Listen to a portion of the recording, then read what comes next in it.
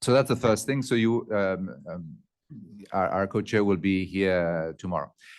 The other thing is that this is the first time that we are having a fully hybrid council. And so we know how to do an in-person council. We have learned over time how to do a virtual council. And now we have to learn how to do a hybrid council, which of course will cause a few glitches. And so I will thank you for your patience with that. Let me explain how the microphones work, because these are different to the ones that you are used to having in others. When you want to request for the floor, you press the right button, the one that has a little person with, it looks like a voice, okay? Everybody will see on their screens who has requested the floor. But when the time comes, it will be from here that we actually turn your microphone on and off, okay? So you will be on the list, and when we say, okay, the floor goes to Annette, I will click on here and her microphone will go on and she'll be able to speak, and then we'll turn it off. Now, the second item that we have to learn how to use is the fact that we have some council members online and they don't have access to these microphones, right? So they will, and I have Victoria, Gisela, Antoine that I can see online. I will ask them when they want the floor to put their name in the chat, and I will try to make sure that they come in the right order. If I don't make it, forgive me, as I say, we're learning how to do this. Any questions on these points? Hopefully, and if not, well, we'll repeat them later and make them work. So thank you very much for your attention, and may I now give the floor to our chair, Carlos Manuel. Thank you so much, William, and good morning to all. I'm delighted to welcome you here to Washington, D.C. I would also like to greet those who are joining us virtually, and I hope that sometime soon we can be together in person. We have a truly momentous week ahead of us that includes, for the first time, 3 council meetings: the 66th GEF Council meeting, the 35th LDCF-SCCF Council meeting, and the first GBFF Council meeting. What a great moment this is, and how proud we should be to have worked together to get to this stage. Dear council members, what a pleasure it is to see you all here once more after our very successful council meeting in Brasilia last year. Once more, I want to thank our colleagues from Brazil for hosting that historic meeting at which foundational decisions were made. Subsequent to that, I was so happy to meet many of you in Vancouver at the 7th GEF Assembly, together with many key stakeholders from all over the world, making this a unique partnership.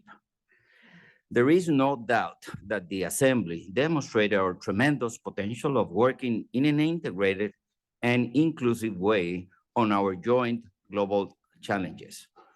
Our gratitude as well to the Canadian government and the First Nations for their invaluable contribution in positioning the GEF Assembly as one of the most relevant international environmental events of 2023. As we are all aware, 2023 was a dramatic year where the world came face to face with several extreme weather events. As a personal anecdote, last July I visited field projects in Morocco, and I had to walk in villages in a temperature of 42 degrees centigrade. That same day, Southern Europe had 40 centigrades. China has 41, that same day, 41 degrees, and the southwest US had 38 degrees on the same day. I never in my life have experienced something like that, never. It was tough, and it was shocking to me to feel what may be the new normal of the future, unless we take decisively and quickly decisions. The COP28 UNFCCC last November did signal the beginning of the end of the fossil fuel era, but countries must keep their level of ambition high with the necessary mitigation targets and deliver the finance that vulnerable countries so urgently need. Just last month, the annual Global Risk Report from the World Economic Forum described a planet in peril. Global economic experts have identified ecological problems as the main threat to economic development and growth. We are very aware that communities all around the world continue to face severe challenges from the interconnected effects of climate change, land degradation, deforestation, loss of biodiversity, and air and water pollution. We have indeed witnessed some progress, and environmental issues are finally starting to get the integrated attention that they deserve. This has been evident through the multiple COPs of last year. But we need to do more, and soon. Dear colleagues, international cooperation and multilateral mechanisms are the most logical way forward to address global systemic problems. And the GEF is in a unique position to be able to provide comprehensive solutions. The GEF resources should be the risk capital of societies to solve their ecological crisis. But the triple planetary crisis require a better GEF. We need to bring more resources, enhance access, streamline our policies and procedure, manage higher risk, generate more investment around policy coherence, and catalyze the mobilization of financial resources from all sources. This means that the GEF and its partnership must evolve in many directions. This is not just an operational imperative. It is simply the right thing to do. Communities in the Sahel, communities in the Amazon, or in large cities or small islands depend some way or another on a great and more efficient GEF. This is why we continue to increase our focus on integration across sectors, across conventions, and stakeholders. We are here seeking to engage with the whole of the government and take a whole of a society approach. At the same time, we are intensifying our activity with the private sector, international financial organizations, and philanthropies.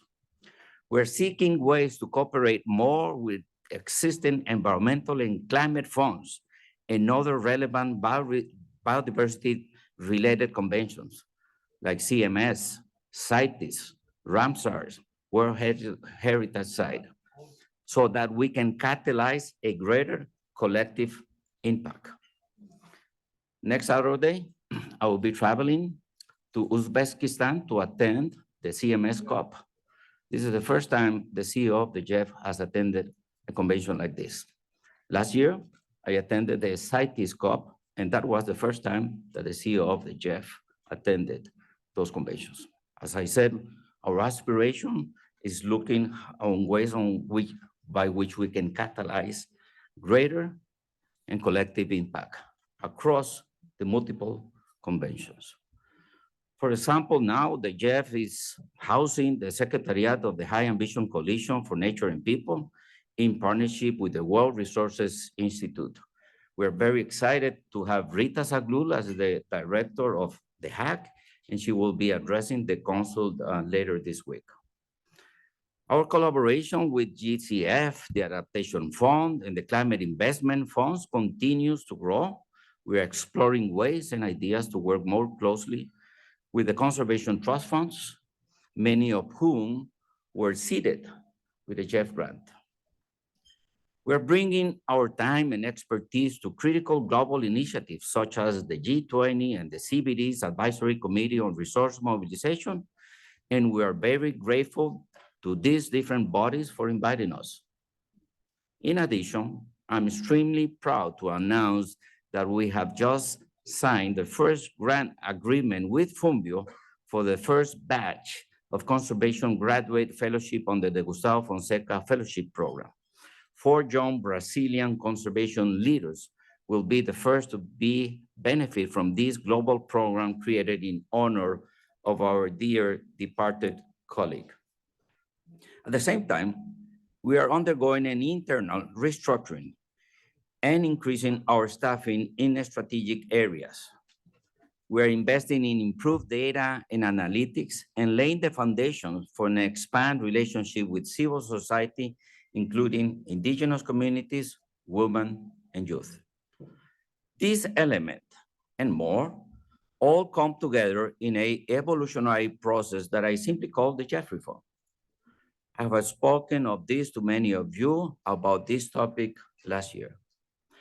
The internal restructuring of the GEF Secretariat is among my most immediate ongoing priorities. To that end, how honored and proud I am to have our new Director of Strategy and Operation, Dr. Claude Gascon, right next to me as the first consul meeting in his new capacity. Thank you, Claude.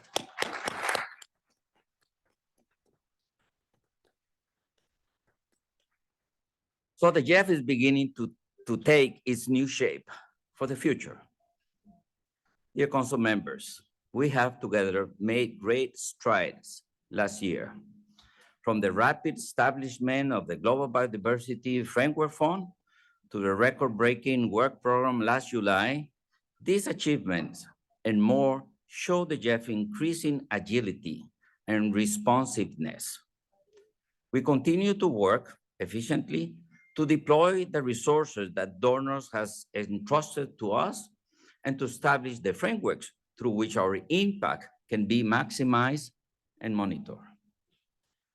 Looking at the week ahead, there are many important, interesting, and yes, sometimes complex decisions to be taken this week that will help us advance in these directions. We'll be discussing ambitious and potentially transformative agendas. The GEF Council Work Program is the second largest ever, again demonstrating the ability of the GEF to efficiently channel finance to where it is most needed and design in an integrated manner for maximum impact. The LDCF SCCF work program is one of the largest in the history of these special funds, speaking to the GEF's abilities to raise, design, and distribute resources to the immediate need of most vulnerable recipient countries. And of course, we will have another historic moment as the Council of the Global Biodiversity Framework Fund meets for the first time. Dear Council members, what we discuss and decide this week will set the framework for the GEF partnership, lay the foundation for an ambitious GEF9 replenishment, and ultimately steer the course of the global environment. All of us here are the stewards of the global environment. All of us here are the ones who have been entrusted with this magnificent responsibility. And only with our commitment and our courage that is needed for the change will come. I thank you all.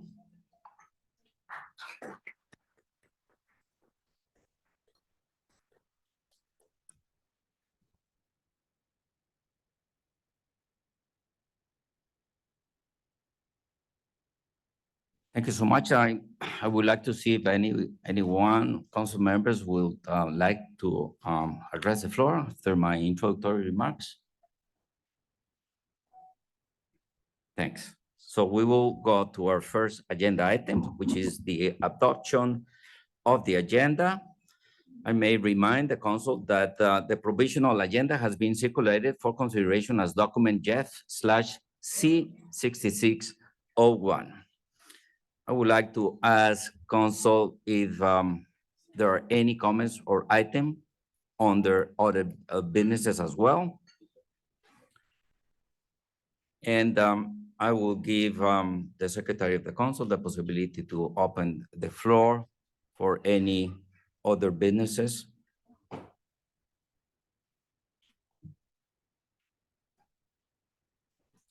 I would like to invite council to adopt the agenda of this meeting. I see no observations. Agenda adopted. Thank you. Now let me get into our next agenda item, the GEF Monitoring Report 2023. I would like to invite my colleague, Jonathan Caldicott from the GEF Secretariat to introduce document GEF/C66/03, the GEF Monitoring Report 2023. Jonathan, the floor is yours. Thank you very much, Mr. Chair. I'm here with my colleague, Cyril Blett, to report on the monitoring report, and we have some slides. It's a great pleasure to be able to start this part of the council meeting with a look at what the GEF has actually achieved over the past year. The 2023 monitoring report is the second such report that provides an update under the new GEF 8 results measurement framework. The report is in part an accountability tool intended to enhance our understanding of how agencies and countries generate global environmental benefits, giving us valuable insights for learning as well. It also provides an assessment of progress that we've made on operational performance. That is the way we actually go about achieving these results.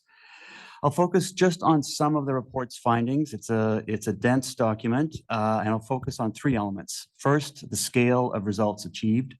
Second, operational efficiency. And three, some instruments we've introduced to further improve and report on project quality. This reflects our shift to a more adaptive management approach to the GEF portfolio, working with agencies and countries, an approach that's now possible with our new enhanced results tracking tools. We'll show a few examples of these tools in a minute. So next slide talks about tracking areas aligned with priorities. Here we go. This is a reminder. Let's go back.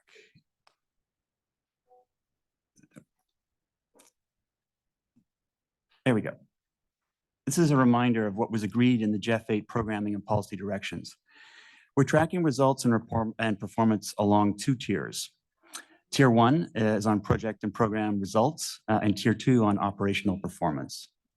We started tracking core indicators in midterm reviews and terminal evaluations about 5 years ago, and fiscal 2023 saw the largest number of projects reporting on actual results along this results architecture. In addition, we've placed emphasis on cross-cutting strategic areas and integrated results. For example, we look at private sector engagement, showcasing where local companies have contributed to successful outcomes, and global platforms advocating more sustainable business practices. Furthermore, project examples highlight that greater equality between men and women is vital to realizing our ambitions. Finally, we're also highlighting in this report a strong uptake of core indicators in projects and programs. So some of the highlights. In the work program and scorecard, we report expected results against GEF 8 targets. In this report, we show actual achievements reported from active projects. Here are some examples. In the past 2 years, nearly 100 million hectares of terrestrial and marine areas have been supported as protected areas, demonstrating an important contribution to the 30 by 30 target. In fiscal 2022 and 23, over 740 million tons of greenhouse gas emissions have been reduced or avoided through GEF financing. GEF financing also helped to reduce nearly 12,000 tons of chemicals of global concern and their waste. This, along with our investments, other investments, help improve livelihoods and the health of the people. We also drill down into project examples in the report and provide some important, which show some important gains in livelihoods, proactive participation of local communities, and health benefits, all achieved in the pursuit of environmental goals. And these narrative stories also provide a bit of context to the separate document to be discussed by Council at this meeting on better tracking socioeconomic co-benefits. So looking at operational performance and quality of the almost 900 projects analyzed during the period shows that it remains strong. It's marked by a cohort of projects financed in GEF 7 that are now reaching full implementation stage, with projects from older phases now reaching completion. So we would invite Council just to consider a few highlights. For example, 82% of projects start dispersing within 18 months of CEO endorsement. This points to efforts to start dispersing promptly. Meanwhile, the disbursement ratio reached 20%, which is higher than last year. Agencies are also practicing adaptive management, and the proactivity index is a strong indication of that. It's not shown in this slide, but we have it in the report. But there are some areas that warrant continued attention, and I'll just highlight three of them. First, even if we're reaching a 3-year high, 57% of midterm reviews submitted during 2023 were submitted within 4 years of CEO endorsement. That is when we would expect normally projects to start moving into their final phases. Meanwhile, at completion, 62% of projects had terminal evaluations submitted within the policy standard of 12 months, which is down from 89% a year ago. On co-financing, just over half of projects had secured 35% of the expected co-financing at the MTR stage and 50% at terminal evaluation. So this is an area that we're monitoring closely. Now, in terms of engagement and in particular deepening engagement with the agencies, project by project, analytics support this dialogue by providing an early warning system for projects approaching implementation timeline limits, so agencies can take proactive corrective measures. This is an example we're showing here of the kind of analysis we provide to help prompt agency actions. These letters went out recently, and we're following up with agencies once council is over. This exchange also helped to financially close projects with unused balances, for instance, returning over $100 million of GEF financing to the trustee last year. So in summary, the Tier 2 indicators and other analysis in the report show that what we believe is an effective GEF partnership, with a substantial majority of indicators showing as green or amber in the report, as you will see. This is an example of the country and agency fact sheets that we produce, enhancing reporting not just on the aggregate numbers, but on country-level portfolio and operational performance. The measurement framework underpins this edition of the monitoring report, as well as the regular updates of the country and the agency fact sheets. So taking the example of Egypt, which is not shown here, we've supported the safe destruction of 1,500 tons of persistent organic pollutants. This has also built the country's capacity to address the disposal of additional pollutants. And in Rwanda, forest restoration and agroforestry support provided over 3,200 hectares of land, promoted livelihoods by bringing communities together in planning for watershed development and use. So finally, let me turn to a new plan, a new product that we've developed, heightening focus on local co-benefits of the work of the GEF, also embodied in this geospatial platform, which we launched at the Assembly in Vancouver. It plots over 8,000 unique locations of project activities and allows to overlay a range of data sets and satellite imagery. The platform is available through the website, our website, and enables stakeholders to get a different visual on GEF activities and results, see where impact is happening on the ground in their countries. It also facilitates further analysis and use of this data by anyone who wants it. We would encourage you to have a look, and if you've not had an opportunity to do so yet.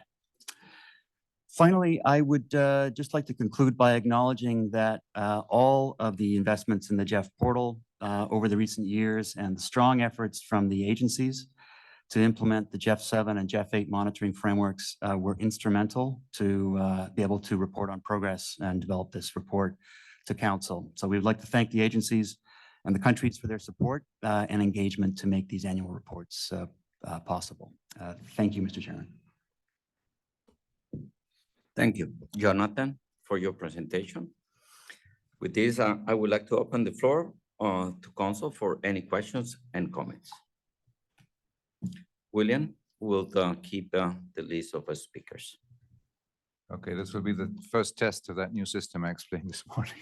Let's see if it works. So if you want to ask for the floor, press the button on the right, unless you're online, in which case, please put your request on the chat.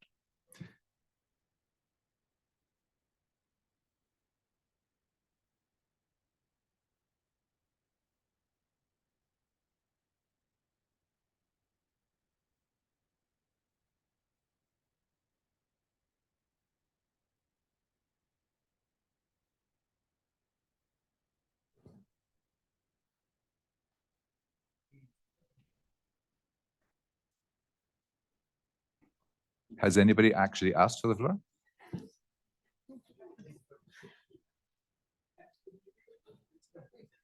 The green lights are going on, I see over there, but they're not yet.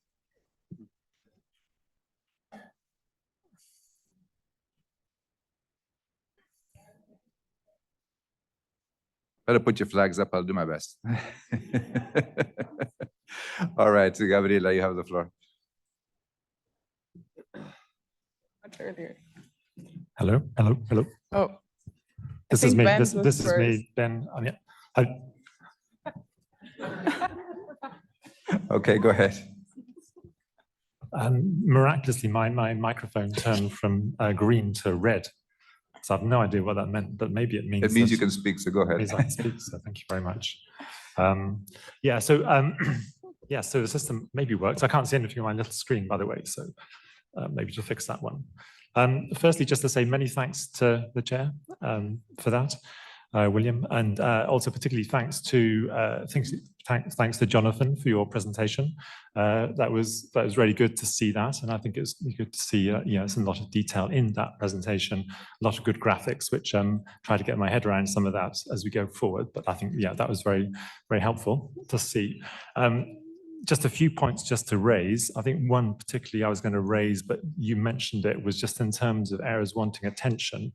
And I guess some of the questions about the implications, like you mentioned co-financing and also the terminal evaluation speed coming forward, going down. But I guess you're going to watch it, but so what? What does it mean? What are the reasons behind it? I mean, have you thought about that? Are you able to work out why that is happening? So you're saying you're going to watch it, but any reason why would be helpful to understand that. I think just first, I think one of the sort of big areas for us is that, it's great to see the actual results coming forward, and it's good to see a significant increase in the volume of those coming forward. I guess it's no surprise, but it's a big increase. You'd expect to see that. I think I was surprised in terms of those actual results that the percentage of women was surprisingly low. I think it was less than 50%. So maybe an explanation there would be helpful. And I guess one of the sort of key things for us is, what do those expected results, those actual results mean in comparison to what was initially expected from that cohort of projects? Is it possible to compare those two different numbers so we can actually understand whether that's a good set of results or not? A few other things. I particularly spotted that the SIDS number had gone down from 12% to 11%. Correct me if I'm wrong about that one, paragraph 57. And again, I'm not sure what that necessarily means, but some explanation about that is obviously useful. I'm not sure if that's a particular trend, but obviously it's concerning for us, and I'm sure particularly from SIDS colleagues as well. Gender, I think it was, there's a section on gender in the report. I think it's worth highlighting that normally we don't get much of an opportunity to talk about this because there's an information document which comes to the council, which is always very useful, which is the progress report on advancing gender equality, but we don't necessarily come to talk about it. And it's useful to understand how we can do that in a better way. However, obviously, we do have a paper coming forward on the gap analysis on policies and key social inclusion issues. So in some ways, maybe we'll talk about it then, but obviously going forward, it'd be useful to understand how we can talk about this important issue more effectively going forward. On the private sector, Again, I'm not really quite sure what the section on the private sector is really telling me. It wasn't very clear. And again, there's an information document, another useful information document on the private sector engagement. And again, I'm not sure we necessarily talk enough about the private sector. And in some ways, for an agency which recognizes the need to address global environmental challenges and the need to go beyond public funds, we need to talk about private sector maybe a lot more. Again, there's an opportunity maybe to talk about this more. I noticed there's a very useful STAP paper coming forward on blended finance, and maybe we should be talking a little bit more when that comes forward. And then finally, yet another information document, which I'm raising here, because it's in some ways, this is the only way you can raise these things, is that there's a very useful information document on grievance cases. And I think from my point of view, that again is another very important document. And again, on that one, I think, correct me if I'm wrong, but I think that we are supposed to be getting updates in real time when cases emerge. But I was particularly struck that we had a whole barrage of updates just before the council documents came out. So I'm not sure why that particularly happened. But anyway, just to say thank you very much for the report. It's always useful to read, and a lot of interesting things coming up, as well as in the information documents. Thank you. Thank you very much. So now let me see if I learn how to make this thing work. Gabriela, you have the floor. Thank you, William. Yeah, let's see whether we can evolve the technical challenges over the week, sorry. It's great to see you all. Good morning, and also hi to those online. A few comments. I also have some technical challenges with me. My word just froze, but from the top of my head. Thanks very much.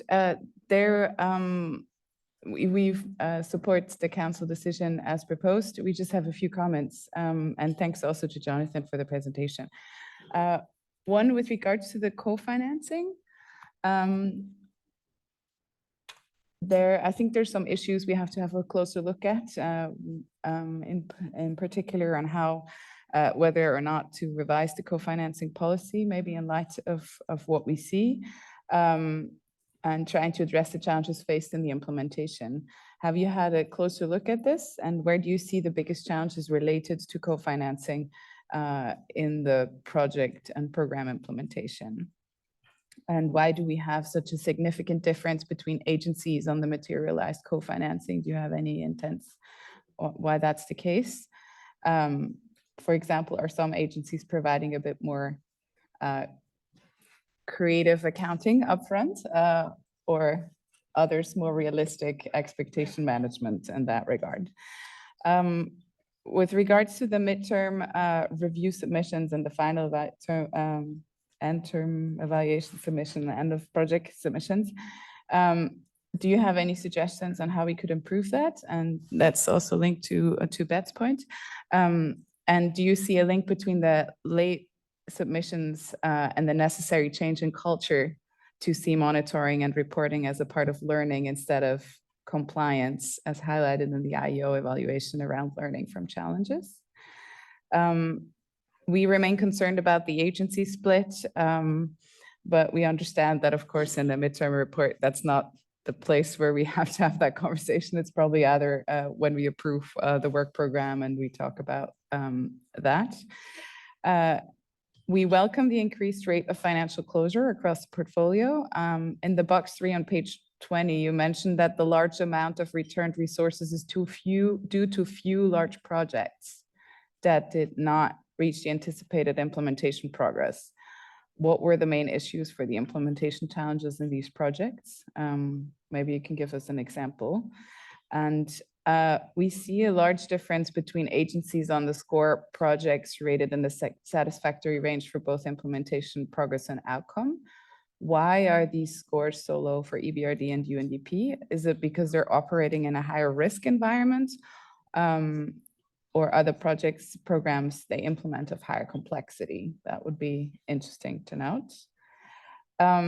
And then in general on the risk, since we'll also have more conversation about that over the council meeting, we see a vast majority of the projects in the low moderate risk rating category on table 8.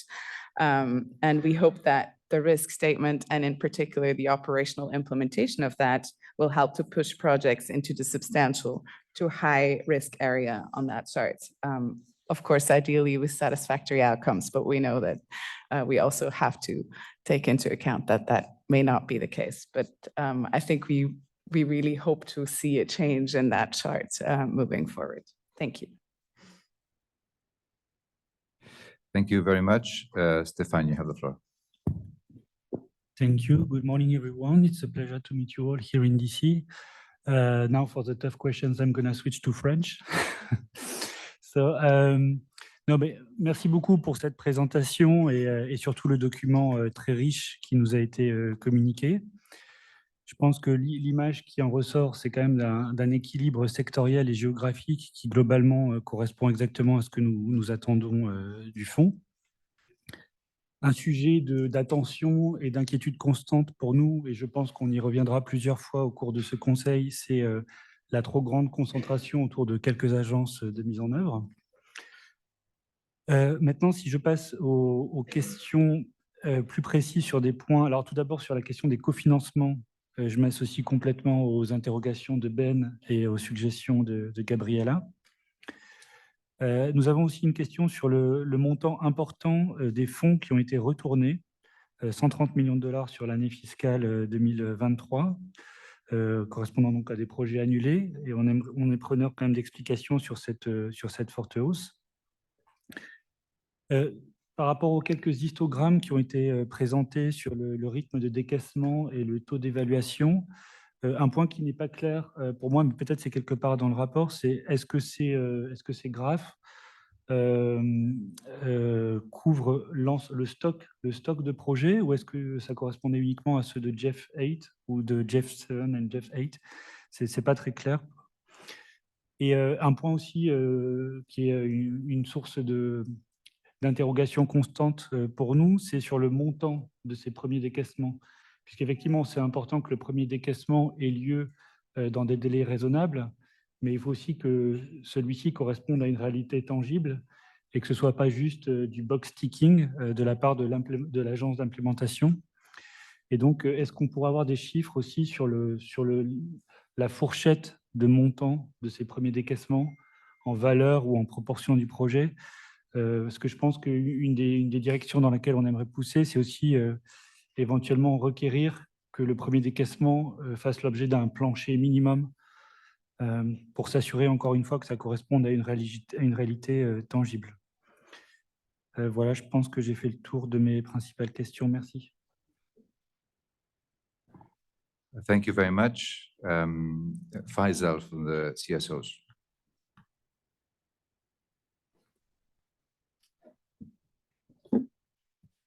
Thank you very much, Mr. Chair. As this is the first agenda item on the Council that the GEF CSO Network will be addressing, I would like to inform you that I'm Faisal Parish, Director of the Global Environment Centre Malaysia, which is the regional focal point for Southeast Asia for the network.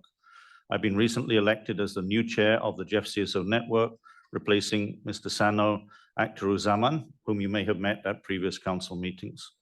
The GEF CSO Network welcomes the GEF Monitoring Report 2023 to provide an analysis of the progress made by GEF in the last fiscal year. We're happy to note in paragraph 10 that the financing to civil society actors led to protecting biologically rich ecosystems and supporting communities by building local leadership and developing innovative solutions through the Critical Ecosystem Partnership Fund. This supported 52 grantees, over 2/3 of which were local organizations, including 11 Indigenous people organizations and 1 women's organization. This led to the creation of over 3.6 million hectares of protected areas, covering 6.6 million hectares of conservation corridors, and improved management of additional 2.2 million hectares that benefited biodiversity. We believe that this provides a very good example of how financing civil society actors can make very great contribution to addressing serious environmental challenges. We strongly encourage this approach to be maintained and expanded. With regard to the section on cross-cutting strategy, we note the reporting of progress related to private sector engagement as well as gender equality. However, we are concerned that in this report, there is no analysis made of the engagement of civil society in the work of the GEF in the last fiscal year. We would like to highlight that the GEF stakeholder engagement policy adopted in 2017 mandated an annual report to the Council on the engagement of stakeholders, including Indigenous people and local communities, civil society organization, and Indigenous people organizations. Can we clarify if there is a separate report planned to the Council on this issue, or whether such a report can be prepared for the information of Council and the key stakeholders? Thank you very much. Thank you very much. Let's give a chance now to Jonathan to answer some of these questions. Thank you.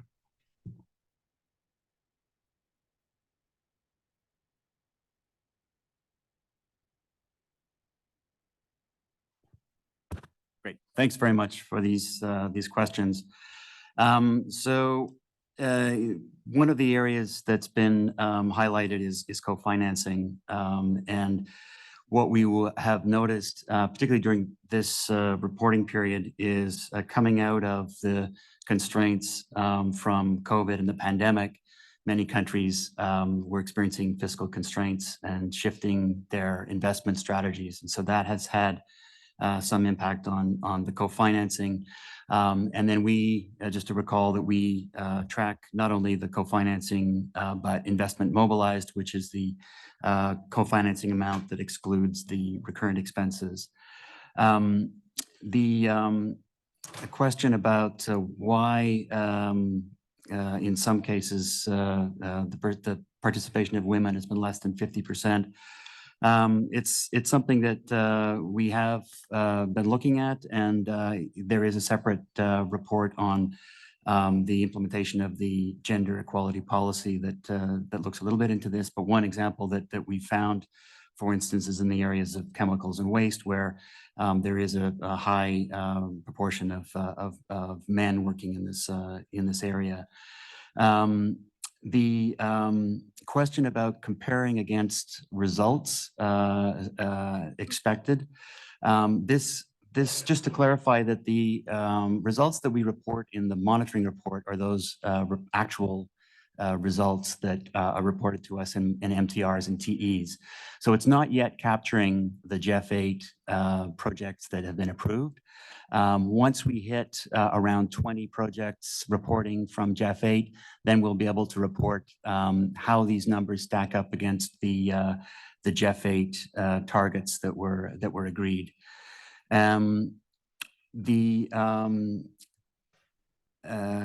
Indeed, on social inclusion, we have a separate information note on social inclusion that we hope will cover some of these issues.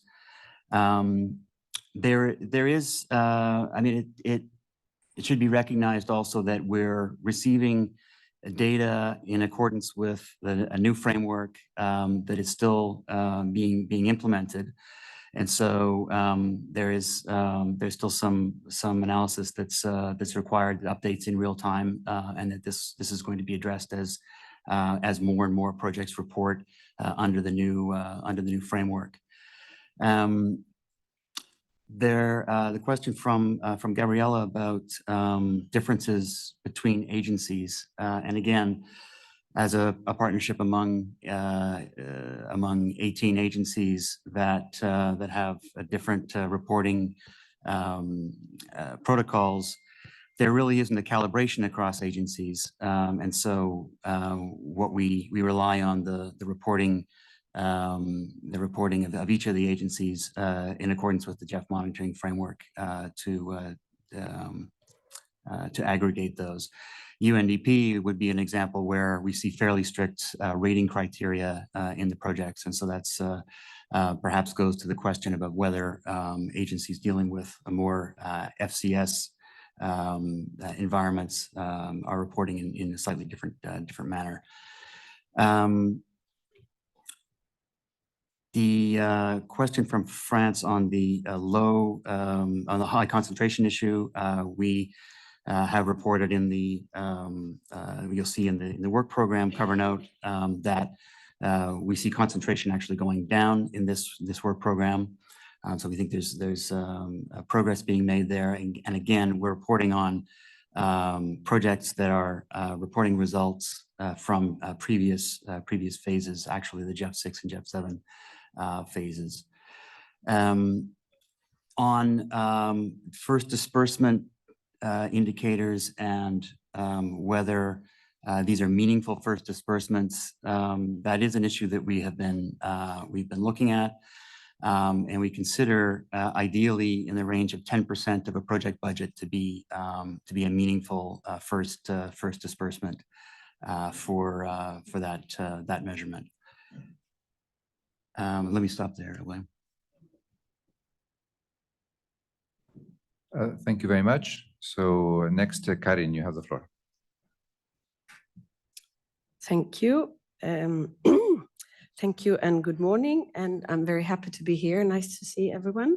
Looking forward to the week that we will be having many hours together and discuss important issues.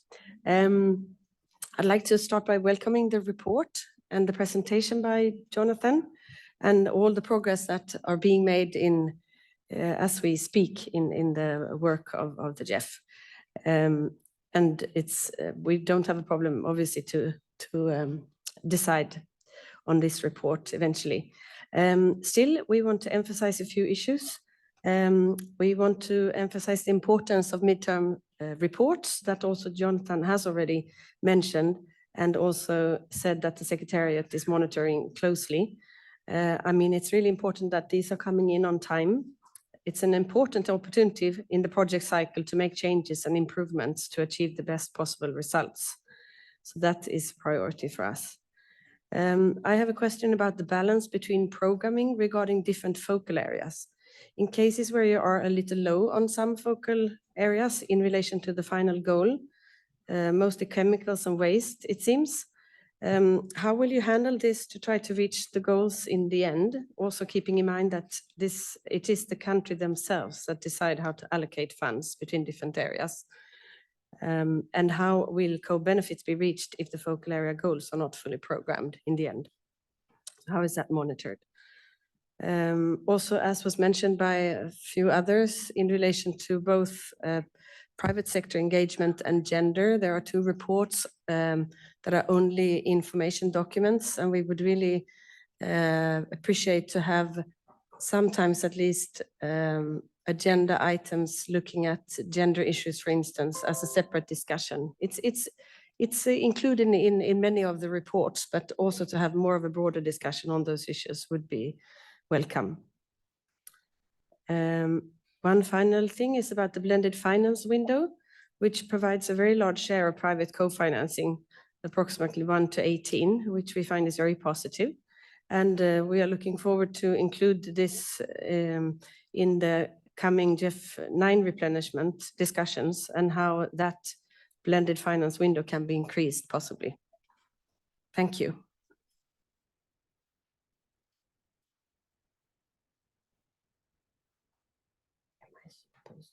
Thank you very much. So Abby, you now have the floor. Thank you. Good morning to everyone. I hope you all had a safe trip to Washington. To start off, I just want to thank, of course, everyone who worked on this report. It's very valuable to understand the operational results from fiscal year 23. We're very happy to see such high top-line numbers for how the GEF delivers environmental results and benefits people across the focal areas. And we appreciate that this report includes both the data and narratives and examples that spell out how these results are achieved. This helps us very much to make the case for our continued support for the GEF.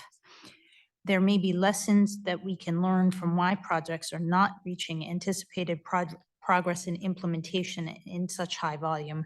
And we encourage the Secretariat and the IEO to consider this issue and look forward to learning more about it. We found the table on the effectiveness and efficiency of projects quite helpful. And we're pleased to see that there's a significant increase in the share of projects that have received a first disbursement within 18 months. But I think, like other council members, we want assurance that these disbursements are, in fact, signal the start of actual programming. Like others, we are concerned about the decline in some indicators such as completed projects with a timely terminal evaluation.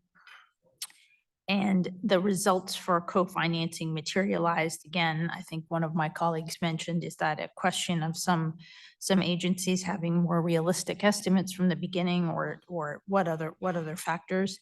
The other thing we were concerned about is there seemed to be some differences between the agencies with regard to implementation progress and financial closure between each other, and we're wondering what can be done to address this.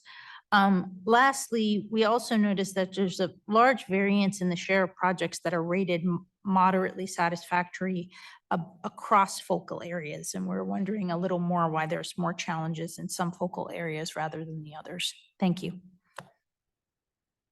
Thank you very much. Yoko, you now have the floor. Thank you, William, and good morning to you all. Japan appreciates the monitoring report, which analyzes the comprehensive impacts of the projects and programs while utilizing the results management framework. Needless to say, the midterm review and the terminal evaluation are the fundamental tools for ensuring the governance and progress of the projects while contributing to the institutional strengthening. We hope the GEF continues to tackle the ever-deepening environmental issues effectively and efficiently while mobilizing resources from all sources. We would also like to point out the ratio of LDCs and SITs implementation, which are 20% and 11% respectively, similar to past years, and hope the GEF continues to formulate more projects in those countries in need. Also, those projects with the startup speed of less than 18 months since the approval continue to be around 23%, and we would expect further operational efficiency among the agency and the secretariat. Thank you. Thank you very much. Laura Rajaniemi, you have the floor. Thank you, Chair. I speak on behalf of the Finland and the Netherlands, René van Hel. We very much welcome this report, and we also like to, like Sweden, ask your attention for blended finance, but also co-financing. Co-financing on page 16 shows 2 red dots, and we feel that this requires action, and we would like to ask both the GEF countries and the Secretariat to address the need to increase co-funding, and also our ability to mobilize funding in a comprehensive and pragmatic manner. Our work program for the GEF Trust Fund points out on page 14.38, there's a huge funding gap, and it's increasingly recognized that global funds to the environment may never be enough to close this gap. Alongside increased funding, we need action of countries in the creation of regulatory and policy environments at a national scale that both discourage and eliminate harmful practices and encourage large-scale finance for nature or policy coherence. So that was the quote. And to that, I would like to add that the GEF and the other funds must really do their utmost to work closely together with the IFIs and MDBs and other funds to mobilize funding. The data in the second point, the data in the report and the narrative are very interesting, but we still find it a little bit hard to draw conclusions on on the relative performance of these data. For example, on climate and CO2 reduction, does 20% of the resources spent on climate relate to 20% of the results? Is the current outcome good value for money? So we have a few questions on that. Like Sweden and others, we would like to have a bit more explicit discussion in the Council on our activities on gender equality. And we very much encourage Jeff to continue focusing on the LDCs and SITs as it does. It was slipping a little bit in the last monitoring report, not big, but we feel that that's also an important task. Thank you very much. Thank you, René. Sorry for the confusion. Anil, you have the floor.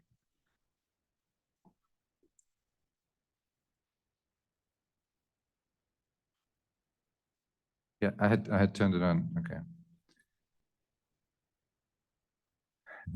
You just let me look for you. See if you at the bottom of my list. Okay, here you are. I found you again. Mic on. Thank you. Good morning, everybody, and congratulations to Jeff on the developments which you have explained. especially in relation to the monitoring platform which you have established.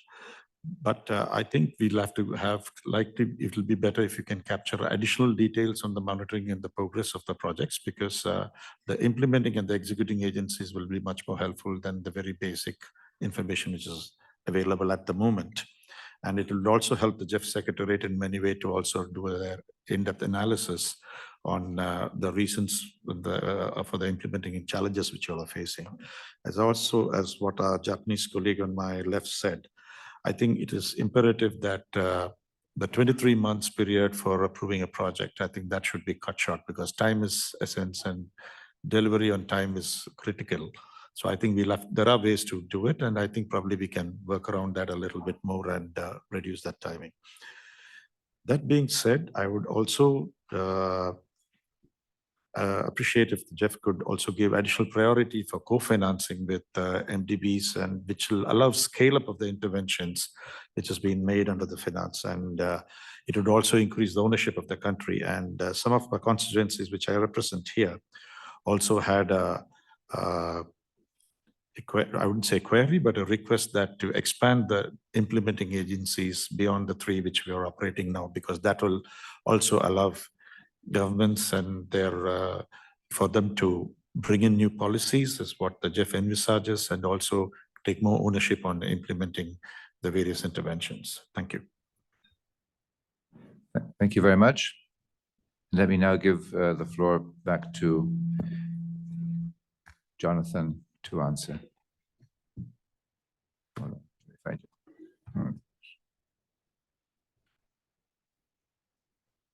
59. Okay, thank you.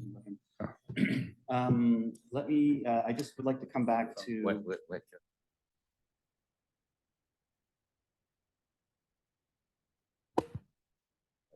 Bingo.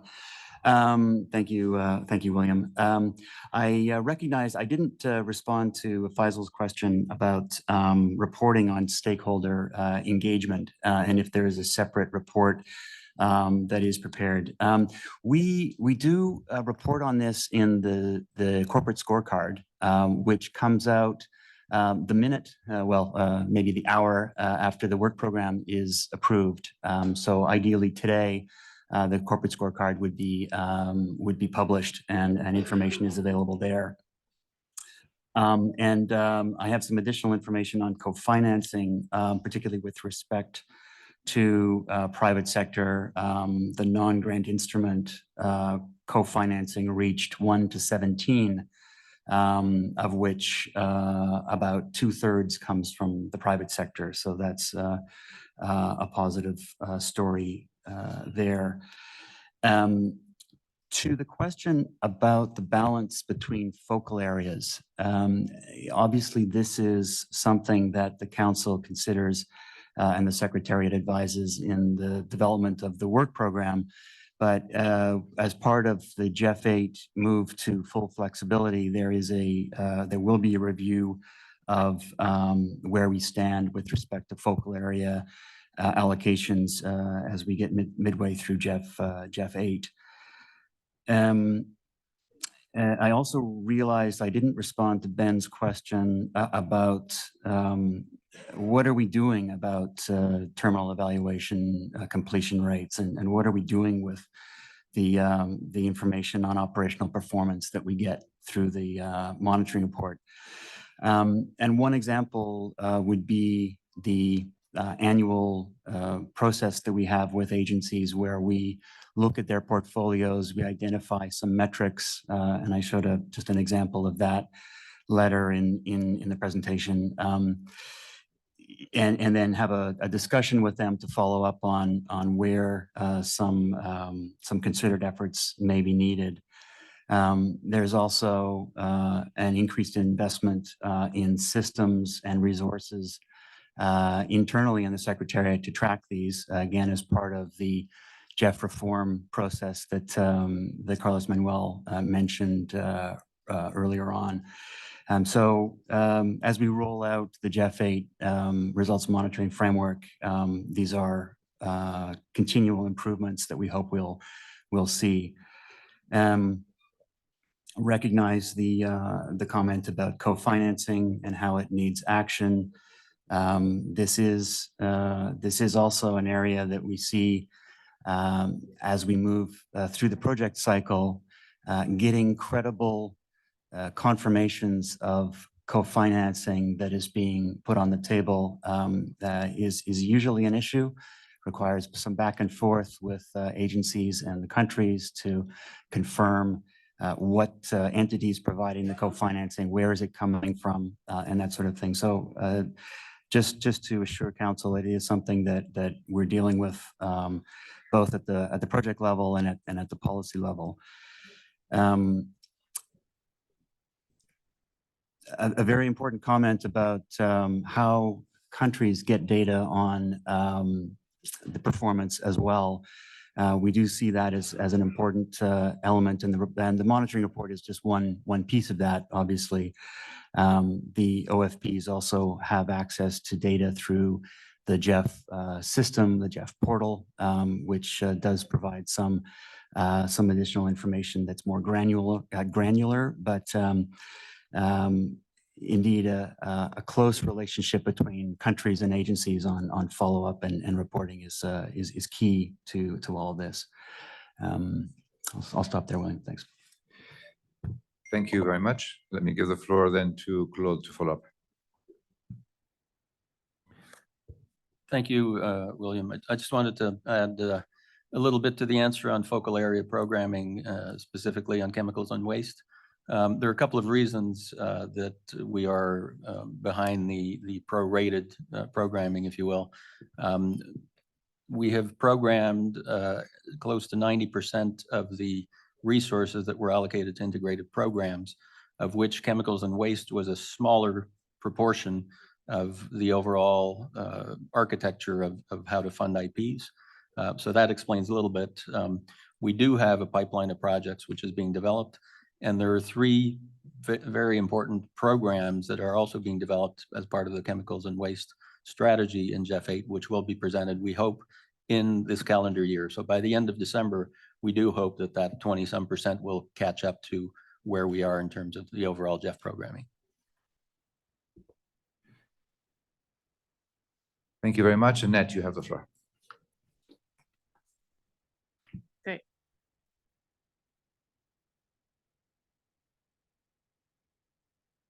I had already turned you on. Hold on.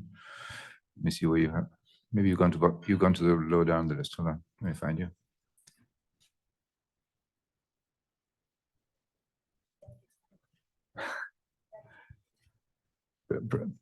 Okay, that helps. That helps. Okay. Yeah. Now you're on. Excellent. Thanks so much, William. It's always so exciting, this new technology. Okay, good morning, everyone in the room and online, and great to be here again and sharing this week with our family, our GEF family.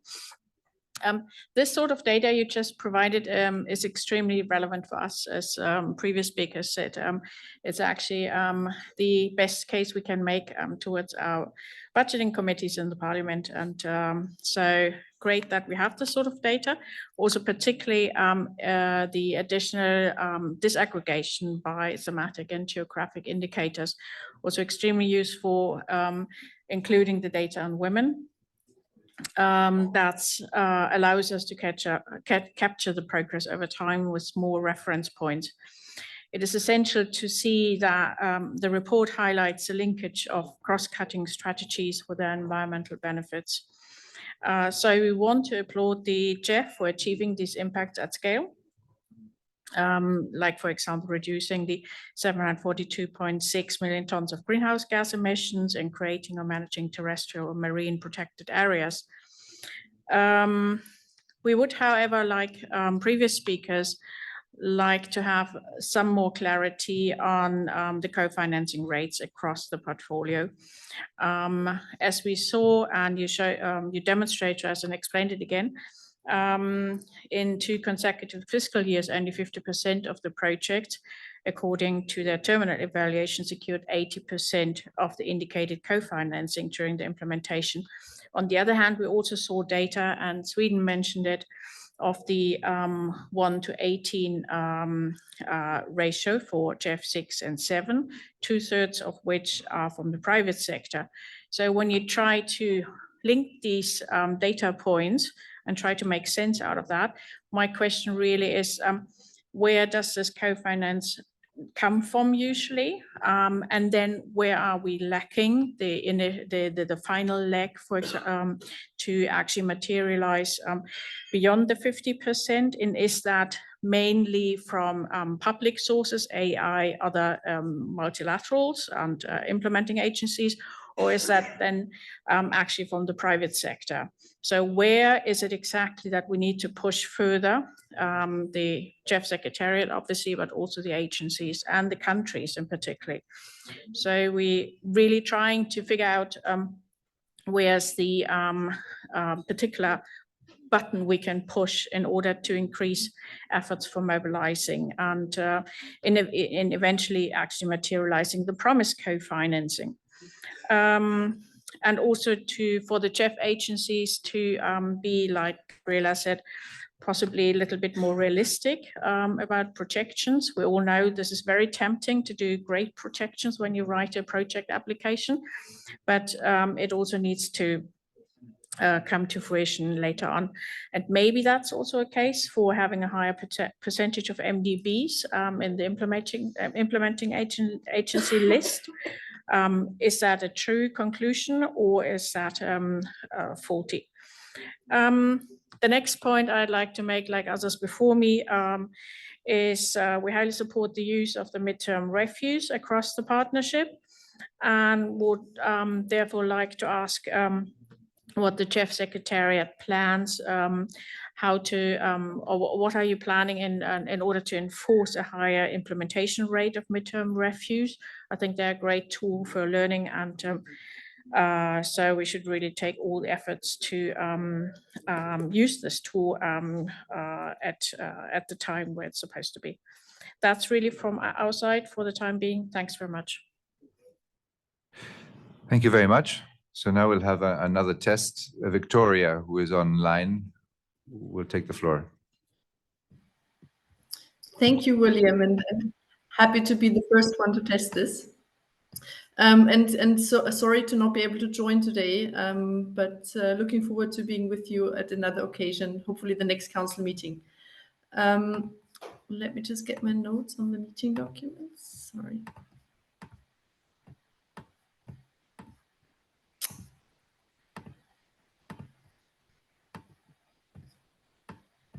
Great.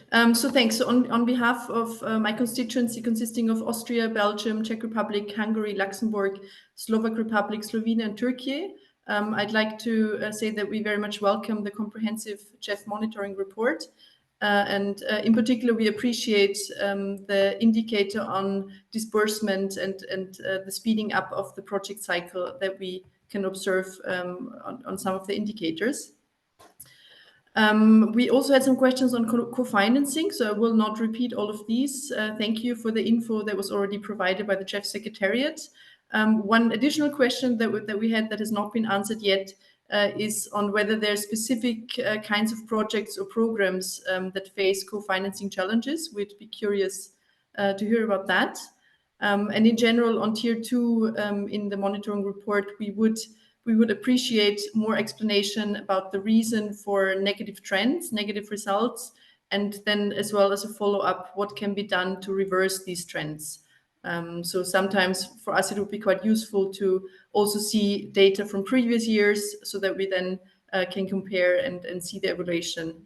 And that was partially done in the report, but sometimes we felt like it would be useful to get a bit more information.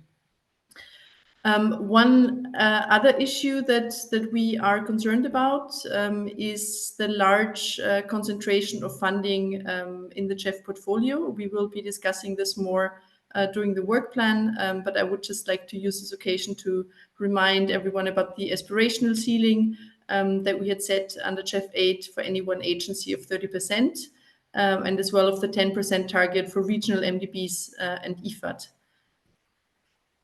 And finally, one point on the small grants program. We would be curious to hear a bit more from the GEF Secretariat on the timeline and progress in opening up the SGP to more agencies. So if you could provide a bit more info on that, that would be much appreciated. And we would also be very interested to hear a bit more about the outcomes and results achieved by the small grants program, because we feel like the report focuses very much on inputs, provision of grants and disbursements, but we would be curious to hear a bit more about the development outcomes and results as well. That's all from my side. Thank you. Thank you very much. So now let me give the floor to Samantha. Thank you. Good morning, everyone. I'm speaking on behalf of the Caribbean constituency. Thank you for the report and the explanations on the performance of the co-finance. However, we remain concerned given the lower than average performance by seeds. We feel there is need for reevaluation of the co-financing framework to ensure that special circumstances of seeds are considered and that they are not measured by the one-size-fits-all yardstick. Thank you. Thank you very much. So back to Jonathan. Hold on.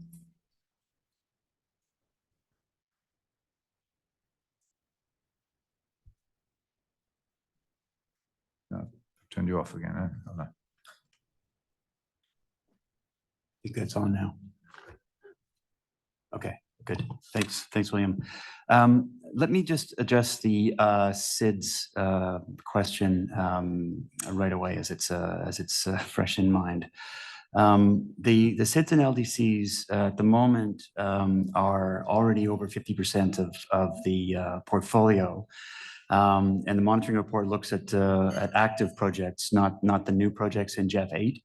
But what this also looks at and indicates is that we are working hard with these country groups, and we're hoping that these numbers will increase as we go further through GEF 8. Just to come back on the financial closure question, and why did we end up finding this 126 million after review?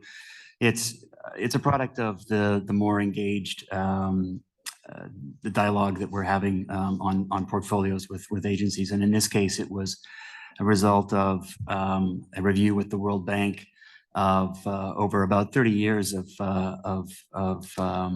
projects to ensure that all of the projects in bank systems were reflected.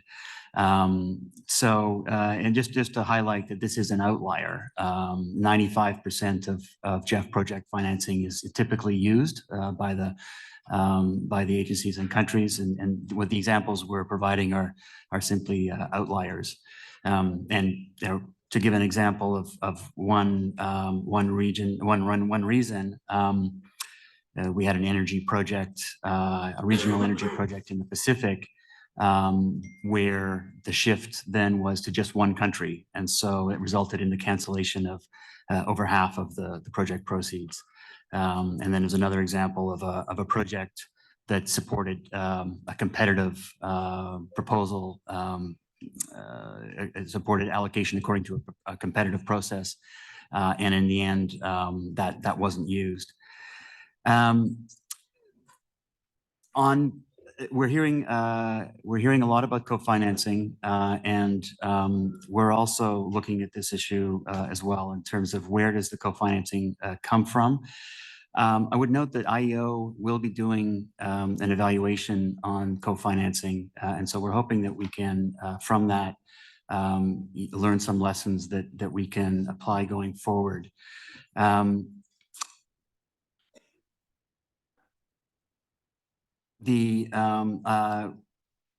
What we have also is we have fairly good information at quality at entry of projects. So the information that's more difficult to get is on materialized co-financing and where it comes from. But again, as systems improve, we're hoping that this data will also get better.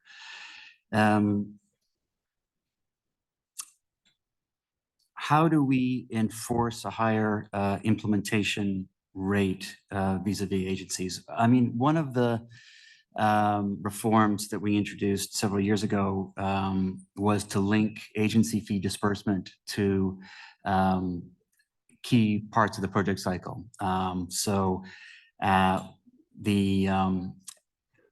The submission of the midterm report is one of the triggers for release of the agency fee. So we see that as one of the potential useful incentives for agencies to report on time. On the small grants program, indeed, this report simply provides a high-level summary, and there is a separate SGP results report that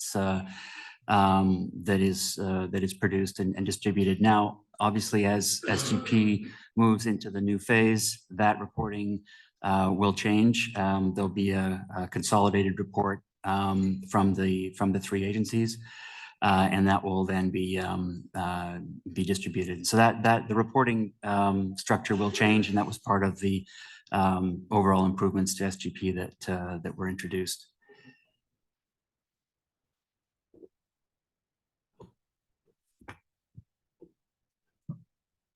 Thank you very much. So next is Alf. Is your microphone already on? Thank you, and good morning to everybody. Our constituency welcomes the 2023 GEF monitoring report. It's very positive to have a systematic reporting of actual results against core indicators.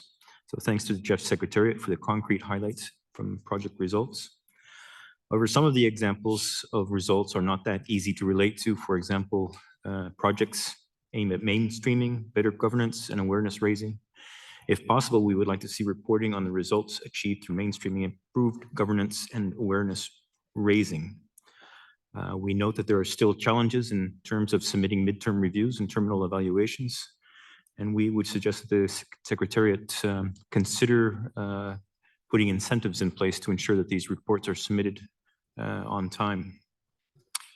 We have also noted that the UNDP has a low level of projects rated in satisfactory range for both implementation, progress, and outcomes. And I think it's already been addressed, but any further information explaining this would be appreciated. As others have noted, we see that the private sector engagement strategy annual report is posted as an information document. We would like to request that the report be presented to Council on par with the monitoring report, perhaps under the same agenda item. We believe the information in this report is key to understanding GEF's engagement with the private sector. And regarding this report, we note that the private sector co-financing percentage as a total of all co-financing, 9.86%, is lower than the previous reporting periods due to fewer integrated programs approved during the reporting period. It would be useful to hear comments on this. And a final question, how does the GEF Secretariat plan on addressing the gaps in types of private sector actors that the GEF should engage with? Thank you. Thank you very much. And Faisal, you have requested the floor again. Thank you very much, Mr. Chair. Just like to respond briefly on the response on the reporting on the civil society organizations in compliance with the GEF stakeholder engagement policy. I note that the response said that the required information was in the corporate scorecard. We have some difficulty in downloading the scorecard. I don't know if it's a web here or the GEF website, but from what we've seen, that the corporate scorecard only gives information on the level of consultation in project identification and the planned private sector engagement during implementation. So I think those are information about pipeline entry. But the GEF's stakeholder engagement policy in paragraph 20 says that the number and share of projects with effective engagement of stakeholders, including gender disaggregated data where appropriate, at CEO endorsement, approval, during implementation, and at completion must be reported annually to the Council. So maybe there can be clarification of where this other and when and in what paper the other information is reported back to the council. Secondly, just a comment from colleagues who are trying to follow online, that it seems that the presentations made by the Secretariat are not shared in the Zoom group. So participants online cannot see the presentations, at least for the last agenda item. Thank you, Mr. Chair. Thank you very much. So let me ask, I nearly requested the floor again. No, that's good. We'll just turn it off. So that means Laura Bermúdez is next. Muchas gracias, William. Un saludo para todos. En nombre de la circunscripción de Brasil, Ecuador y Colombia, queremos darle la bienvenida a todos los colegas y a la mesa principal. Quisiéramos agradecer a la Secretaría por el reporte de este año y los temas resaltados. Y quisiéramos resaltar que desde nuestra circunscripción creemos firmemente en la necesidad de monitorear los procesos de formulación y de implementación de los proyectos a través de las evaluaciones de medio término y las evaluaciones finales. Creemos que definitivamente son dos instrumentos fundamentales que nos dan la posibilidad, en el caso de la evaluación de medio término, de ajustar lo que se requiera dentro de los proyectos para asegurar su óptima implementación con base en los core indicators, pero también en los indicadores nacionales. Contarles que a nivel nacional tenemos diferentes estrategias para hacer seguimiento al desempeño de las agencias implementadoras y de las agencias ejecutoras a la luz de lo que hemos propuesto como objetivo en los proyectos, pero también a la luz de las metas nacionales. Esa congruencia de las metas nacionales hacia las metas globales es muy importante para nosotros. Adicionalmente, y ya varios colegas lo han mencionado, el rol del sector privado, de las comunidades locales, de las mujeres, son fundamentales para resaltar en el seguimiento a los proyectos.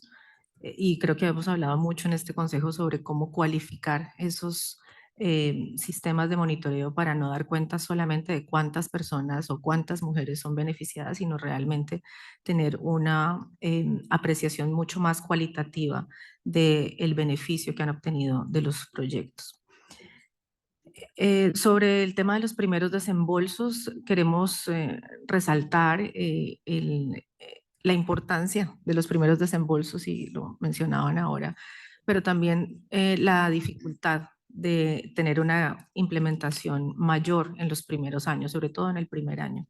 El proceso de ajuste para iniciar la implementación y efectivamente empezar a invertir los recursos en el territorio no es fácil, es un proceso complejo y solo hasta después del, usualmente el primer año, tenemos una elevación de la implementación de los recursos. Entonces, sin embargo, vemos que en el informe, en el caso de Latinoamérica y el Caribe, se han registrado unos altos porcentajes de desembolsos en los primeros 18 meses, y eso pues también es importante resaltar que en la región tenemos ya entonces una experiencia y un entendimiento de los procesos, no solamente del GEF, sino también de las agencias implementadoras para agilizar esta implementación. En cuanto al Productivity Index, hemos observado también el progreso que se registra para Latinoamérica. Creemos que este incremento refleja efectivamente las buenas tasas de desarrollo en la implementación y en el alcance de los resultados de los proyectos, y también un tema muy importante, y es los arreglos institucionales para la implementación. Creemos que eso es fundamental.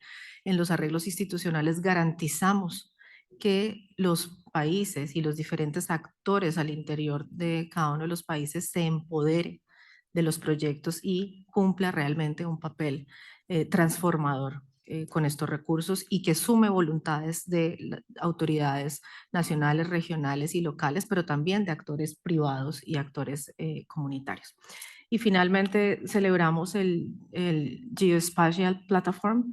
Creo que es una herramienta fundamental. Nosotros también, digamos, hemos tratado de poner esta información. No es fácil y creemos que sí es posible contar con este mecanismo que permite tener información georreferenciada de los proyectos con imágenes satelitales de las intervenciones. Es una herramienta valiosísima y creo que el GEF tiene que dar ese ejemplo a otros fondos, porque eso nos va a permitir articular las intervenciones, y creo que para los donantes también es importante ver cómo, en dónde están siendo invertidos los recursos para nosotros a nivel nacional también, porque estamos poniendo otros recursos adicionales y queremos maximizar su impacto. Entonces, muchísimas gracias. Muchas gracias, Laura. Next is Weifeng Yang. Thank you, William, and also thanks for the presentation. And like other, we commend the Secretariat for a very good progress and been made in the last fiscal year, both in terms of generate very positive global environment benefit, increasing operational efficiency, and also better control of risk. Like others, we also feel that there's still more efforts will be needed to further enhance the operational efficiency of the fund, in particular to try to increase the speed across the whole project cycle, particularly initial disbursement and financial closure. And thank you for your explanation on this. I think there are ongoing discussion on how to improve operational efficiency and effectiveness among those MDBs, and some of the lessons or experience can be drawn to further increase the efficiency of the GEF. Lastly, is on the co-financing. Many comments have been said, and I also encourage the GEF to strengthen cooperation with agencies, in particular MDBs. They are have more demand to cooperate with GEF, in particular to tackle the global challenges, and some of them has also reduced the co-financing fees. And I think that will generate more opportunity for GEF to cooperate with them. With this, thank you, and back to you. Thank you very much. Antonella, you have the floor. Muchas gracias, William. Muy buenos días a todos. En representación de los países que integran la circunscripción Cono Sur, Argentina, Bolivia, Chile, Paraguay, Perú y Uruguay, me gustaría agradecer a la Secretaría por la preparación del informe de monitoreo correspondiente al periodo 2023 y a Jonathan por su presentación. Apoyamos el proyecto de decisión en los términos propuestos. Como comentario general, nuestra circunscripción considera que las medidas propuestas para optimizar el ciclo de proyectos, las cuales serán abordadas bajo otro asunto de la agenda, tienen el potencial de mejorar significativamente los resultados y la eficacia de las inversiones del fondo, dado que este enfoque fomentará un proceso más ágil, eficiente y efectivo, generando mayores beneficios ambientales a nivel global. Como comentario particular, alentamos a que la Secretaría continúe monitoreando de cerca la labor de las mujeres, entendiendo que dicho seguimiento permitirá valorar su contribución, su presencia y principalmente su activa participación en el marco de los proyectos. Y en este sentido quiero apoyar la sugerencia de Karin respecto a que nuestra circunscripción también daría la bienvenida a que el asunto de género sea abordado como un asunto de la agenda y que, por ejemplo, el Progress Report on Advancing Gender Equality o futuros informes sean publicados como documentos de trabajo para consideración de este Consejo. Gracias. Muchas gracias, Antonella. Baba Drame, you have the floor.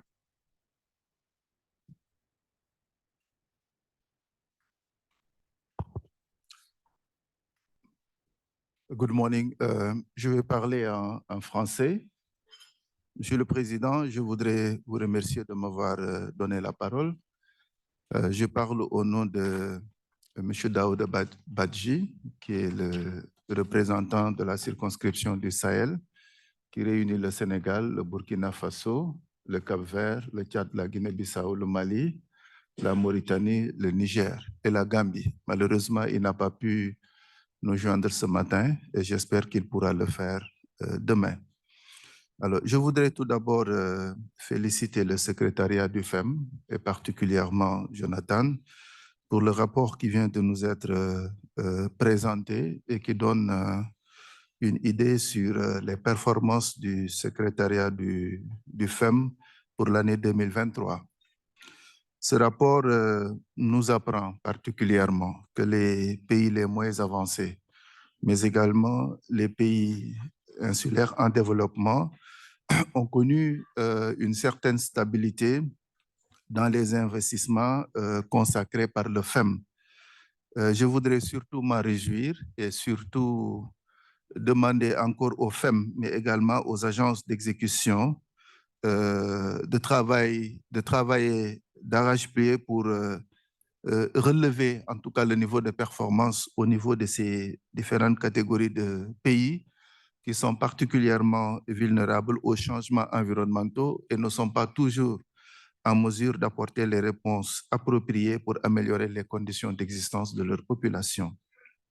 Je voudrais également insister sur la question du cofinancement qui pose beaucoup de problèmes dans les pays en développement que je viens de citer, les paiements et les petits États insulaires en développement. Pour la bonne et simple raison que très souvent, ces pays ont des problèmes moins réels pour mobiliser le cofinancement, ce qui fait que très souvent, quand on regarde la structure de financement de leurs projets, souvent le cofinancement est un cofinancement en nature, ce qui ne permet pas du tout de mobiliser suffisamment de financement pour mettre en œuvre les projets correctement et d'avoir l'impact sur les populations et sur la nature. Donc, je voudrais à ce niveau-là qu'une attention toute particulière soit donnée aux difficultés que rencontrent ces pays pour la mobilisation des cofinancements et trouver des solutions pour y remédier. Et l'autre point pour terminer, Monsieur le Président, concerne le renforcement des capacités. Nous savons tous que jusqu'à présent, le seul moyen pour la mobilisation des ressources du FEM concerne la préparation et la mise en œuvre du projet, mais très souvent, nous constatons, malgré tous les efforts qui sont déployés par les agences d'exécution, qu'il y a encore un réel déficit de capacité pour la préparation et la mise en œuvre du projet. D'où d'ailleurs le taux de retour de ressources qui reviennent dans les caisses du FEM. Ce qui est inacceptable dans la mesure où ces ressources, on en a besoin pour mettre en œuvre ces projets de protection de l'environnement global. Donc, je voudrais qu'on insiste davantage sur ce point, comme on l'a fait d'ailleurs l'année dernière au Sénégal, avec la formation des pays francophones pour mieux préparer les projets à soumettre au fonds pour les paiements. Voilà, Monsieur le Président, les quelques points que j'avais. Je vous remercie. Merci beaucoup. Je passe la parole à Karim. Vous avez la parole. Thank you, William, for giving me the floor. Very happy to once again to be with the Jeff's Biggs family. Thank you for the content of the report. Speaking on behalf of North Africa constituency,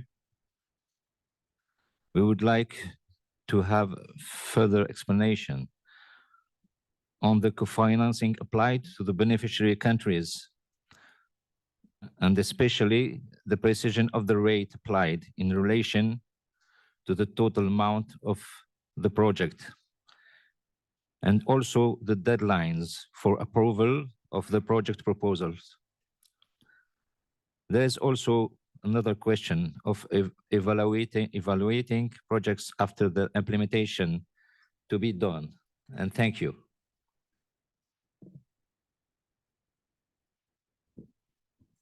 Thank you very much. Finalement, Jeanne, vous avez la parole.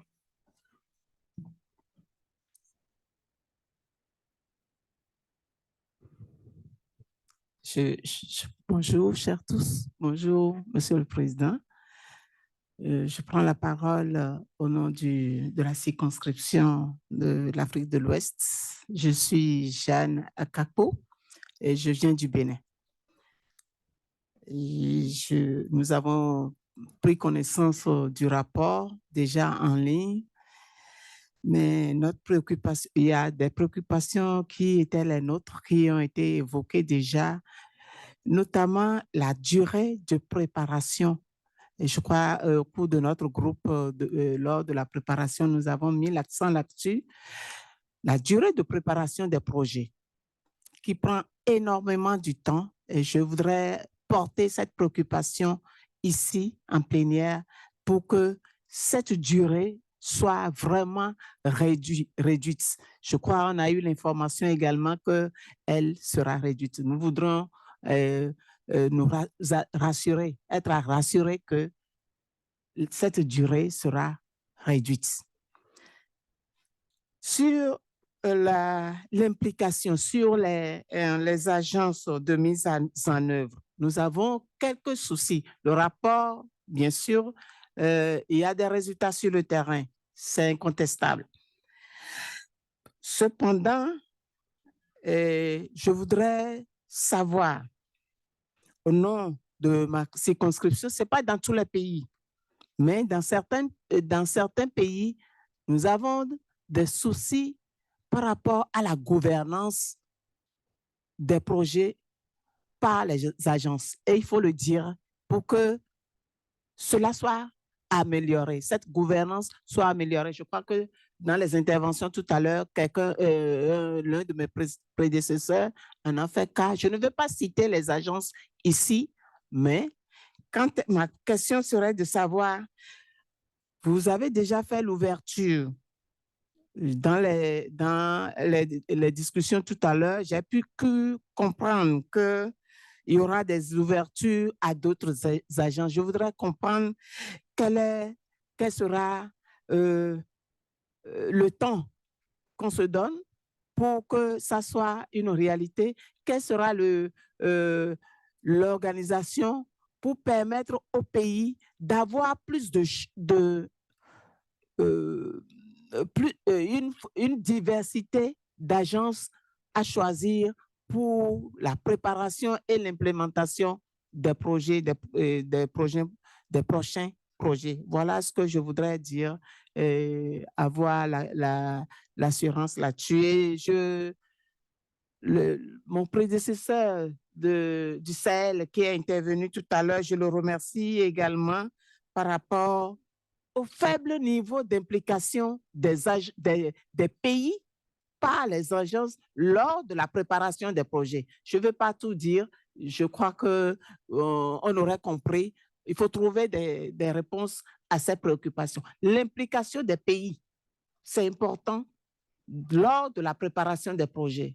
On ne peut pas venir en plénière ici, retrouver des agences qui nous présentent des données qui concernent nos populations, mais qui n'ont aucun lien avec les États, qui n'ont aucun lien avec les programmes qui sont en cours d'exécution dans nos pays. Je crois que c'est des choses qu'il faut corriger pour avancer, pour que les impacts puissent se ressentir au niveau de nos communautés. Je vous remercie.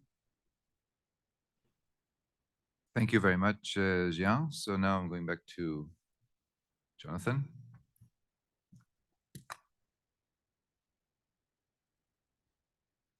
Thank you, William, and thank you to council members for this very useful information. Also, thank you for the appreciation on things like the increased disaggregation of data and the geospatial platform, which we noticed created quite a buzz in Vancouver at the assembly. The question on SGP that I'm sorry I didn't answer earlier. So responding to the expressions of interest that we issued and the terms of reference that were circulated back in September, 3 expressions of interest were received, resulting in the final selection of FAO and Conservation International, which now together with UNDP are the 3 executing agencies. I'm sorry, implementing agencies for SGP. This was communicated to OFPs at the time, so we look forward to that new partnership. As on core indicators and on agency performance, just a few more points to mention. insofar as each agency has its own internal methodology for assessing implementation progress and the outcome ratings. And so they apply different levels of candor and realism, if you will, in that process. The aggregate project ratings may also be skewed by the size of an agency's portfolio. If, for instance, an agency has a small portfolio and 2 high-performing projects, that will result in a higher index. So we indicate also the number of projects that are considered in the analysis in the annex to the AMR. To the question of what are some of the drivers of project challenges, what are some of the issues? Some are within the control of the agencies and some are not in the control of the agencies. They have to do with things like delays in recruitment of key project staff, capacity constraints in the executing agencies and the necessary due diligence that the agencies have to go through, procurement challenges, mobilizing funds. There's been quite a bit of discussion here about co-financing, so that's certainly one element. And of course, in some countries, there are some security concerns that result in delays. To come back to the question of why some agencies, why are some agencies lower and why are some higher? I mean, we are working with them in this annual portfolio monitoring process that we mentioned earlier. We have noted the comment from the CSO representative about the reporting, and we'll look into that one. On gender reporting and discussion of the issue as part of a working document. Council, of course, has the prerogative to bring any issue to discussion at the council, and you know, we take this one very seriously. Co-financing in least developed countries, we're actually pleased to see that in the aggregate, co-financing in LDCs is slightly higher than what we're seeing across other GEF regions. I'd like to also come back to the question about grievance cases that was raised by Ben, recognizing I didn't respond to that one. And there were indeed a number of cases that came at toward the end of last year. Many of them were updates to existing cases that were providing real-time information or case completion. Others were project-level grievance cases that we report annually, but are not currently under formal review in the agency grievance mechanisms. So they weren't, that wasn't in the real-time reporting. But your point is indeed well taken on being sure to have real-time reporting of new cases and the important updates to the existing ones. And we obviously appreciate council members raising that issue. The policy is clear on this. Each year we do an annual check on cases with the agencies to be sure that we have the latest and we prepare the annual report for the meeting. I mean, these are issues obviously that are handled by our complaint commissioner, and so there's a separate reporting channel, if you will, within the Secretariat on that whole process.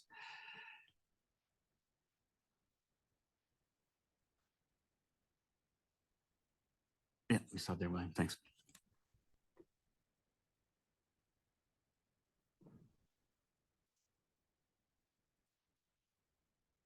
Thank you, William. Thank you, Jonathan, and thanks to all the council members for their questions and comments.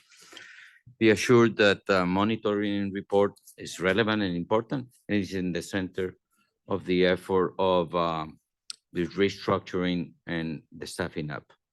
So with this, I would like to invite council to adopt the decision that is included in document GEF/C66/03.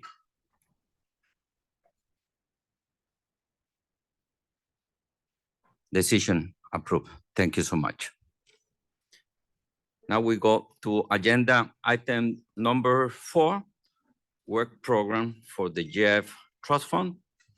I would like to invite Mr. Claude Gascon from the GEF Secretariat to introduce the document GEF/C66/04 work program for the GEF Trust Fund. The floor is yours, Claude. Thank you, Mr. Chair. Good morning, everyone. It's a pleasure for me to present this agenda item. During this presentation, I'll go over the February work program, which is the 3rd work program of the 8th replenishment of the GEF.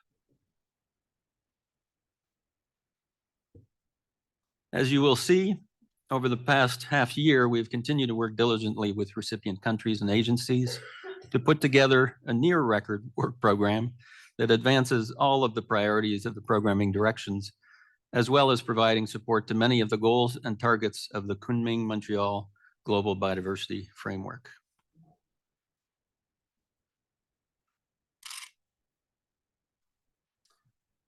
This recommended work program is the 2nd largest in the history of the GEF and requests a total of $916.1 million, including grants and agency fees. This represents a full 18% of the entire GEF 8 replenishment. This also brings the GEF 8 programming to over 48.5%, almost half of GEF 8 resource envelope, at the 38% timeline, being the 3rd of 8 work programs that we will present during the 8th cycle. This is ahead of where we were in GEF 7. At that same time, we had programmed less than 43% compared to almost 50% now. If the work program is approved as submitted, 77 of the 144 GEF recipient countries, or almost 54%, will benefit from GEF support across the globe. And this includes 22 least developed countries, which is about 47% of all LDCs, and 14 SIDS, which is a little over 30% of all SIDS. This work program contains 45 projects and programs. 5 of the 11 integrated programs are included, which represents over 300 million of the 900+ million included in this work program. The work program also includes 4 NGI projects, 4 multi-trust fund projects, and 30 standalone projects.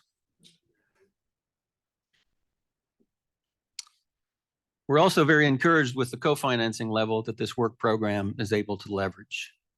It contains an indicative 7.53 billion in co-financing, meaning that each GEF dollar is matched by almost 9 co-financing dollars.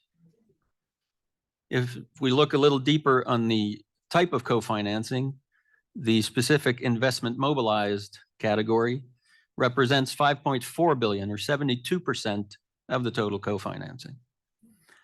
Overall, the co-financing ratio investment mobilized is 1 to 6.5, calculated for all projects and programs in this work program. Biodiversity is the focal area with the highest proportion of resources being programmed, contributing a full 46% of the total of this work program. This is followed by land degradation and climate change with 15 and 12% respectively. International waters follows with 11%, and chemicals and waste is contributing 7% of the total. And finally, NGI has a full 9% of the resources in this work program.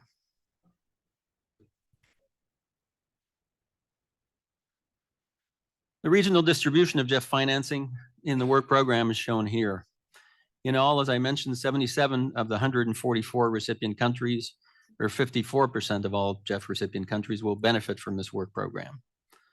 Africa is the region that has programmed the highest level in this work program, followed by Asia, Latin America, Eastern and Central Asia, and SIDS.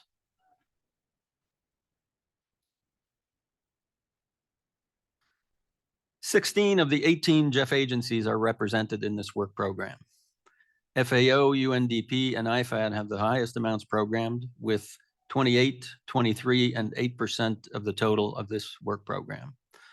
The World Bank has a little over 7%, while World Wildlife Fund and IUCN have similar shares of slightly over 5%. Of note, the trend of concentration is decreasing in the right direction. In the June work program, UNDP had close to 33.5% of the total resources programmed at that time. Here in this work program, UNDP has 23%, which brings their share down to 30.2%. So we are moving in the right direction, and hopefully with a little over 50% of GEF 8 resources, we can continue to make sure that there is a more even distribution of resources across agencies.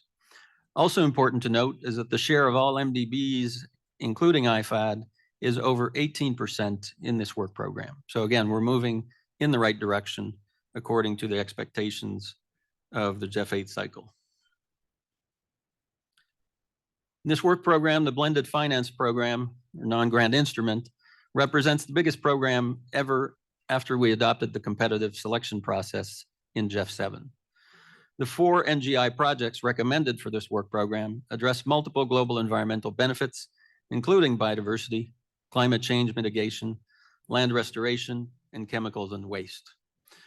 2 projects use innovative capital market solutions for biodiversity conservation, and 3 out of the 4 projects specifically target small and medium enterprises.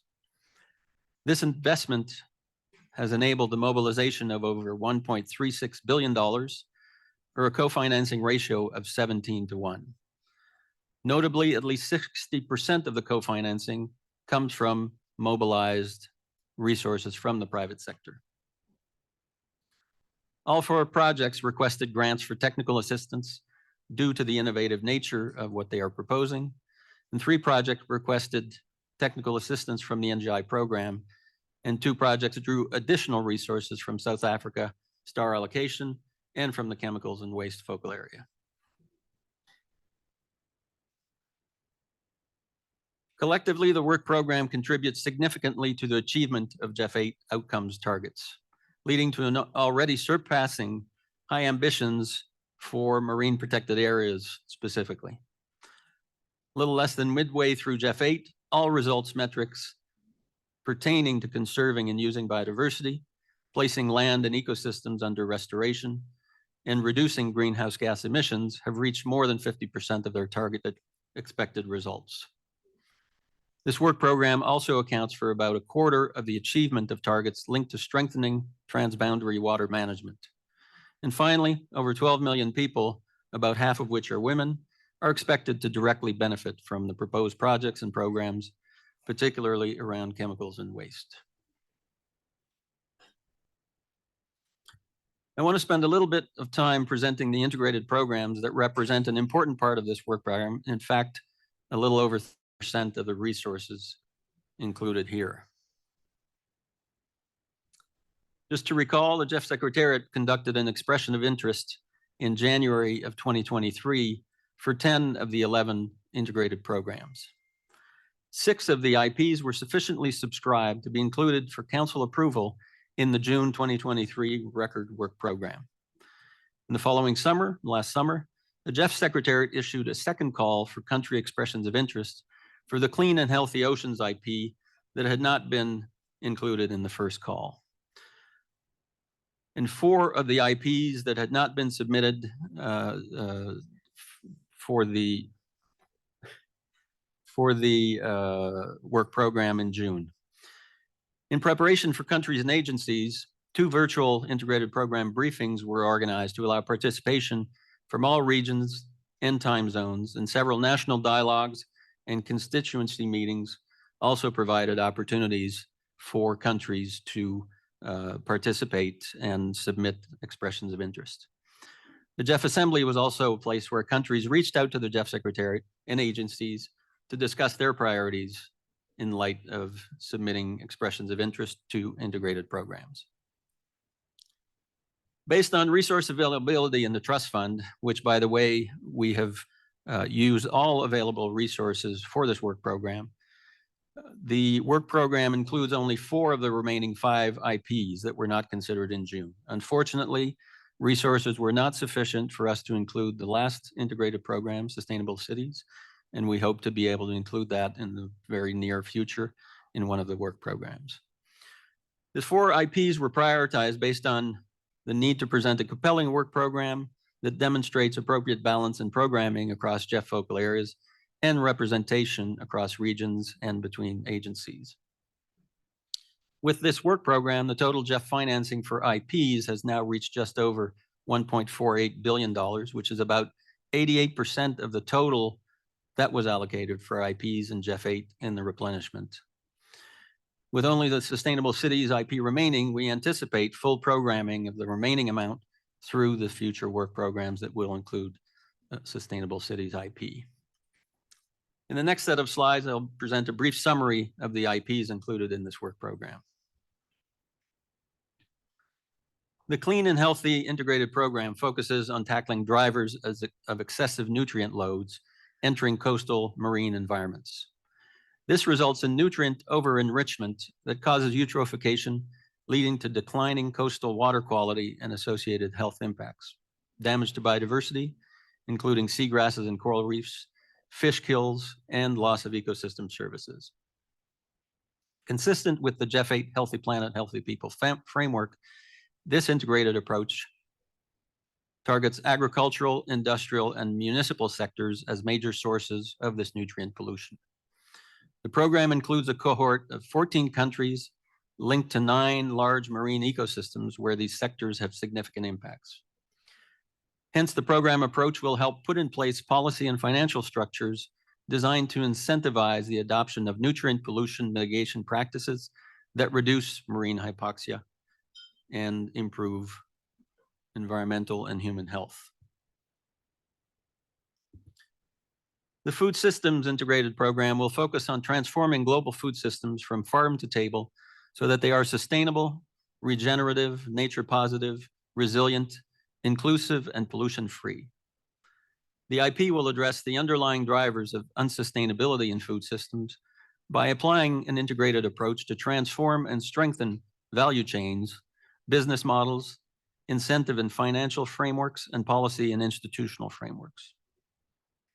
The integrated program will be delivered through 32 country projects covering 6 crops or commodities, as well as livestock and aquaculture, that together present the greatest opportunities for generating global environmental benefits through transformative actions.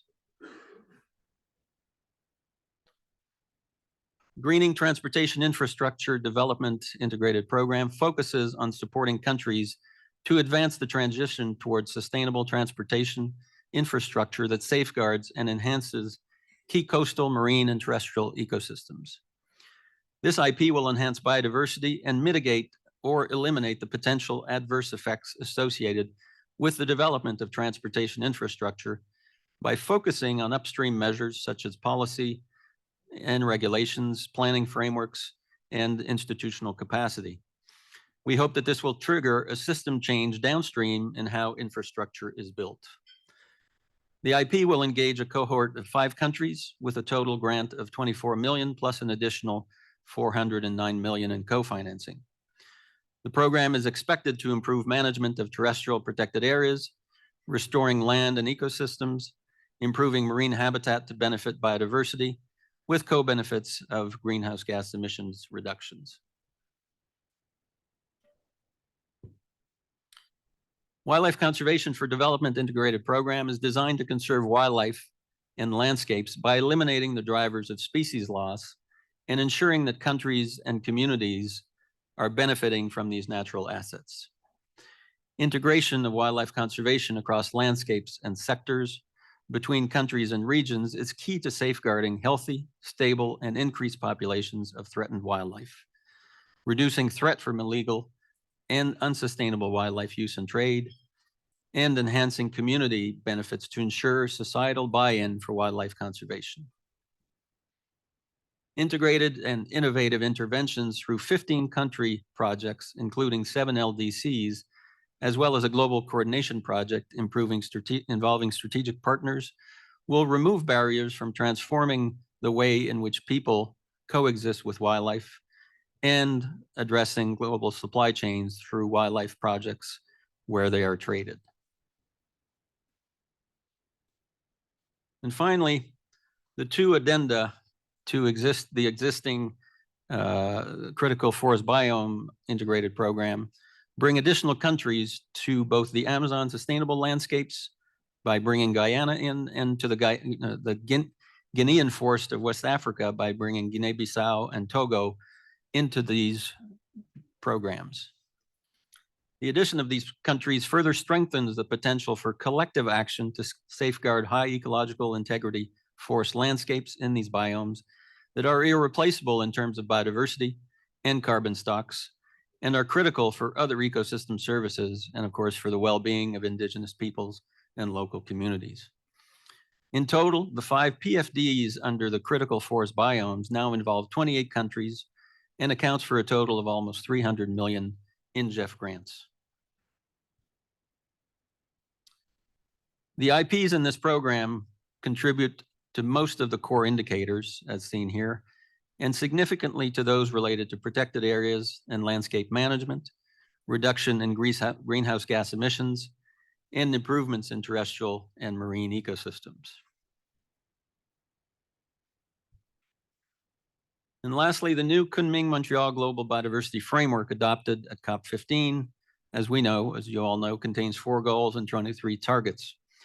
We have, as we had done in June of 2023, an analysis of this work program and its contribution to advancing the goals and targets of the Kunming-Montreal Global Biodiversity Framework. First, not only is biodiversity focal area contributing the most resources in dollar amount to this work program, we can also report that over 80% of the work program investments are classified as BD relevant according to the Rio markers that we have now used in GEF 8. Furthermore, the standalone biodiversity projects and the integrated programs in this work program contribute to the implementation of a full 21 of the 23 targets included in the Kunming-Montreal Global Biodiversity Framework. With this, I thank you very much for your attention and look forward to answering any questions you may have. Back to you, Mr. Chair.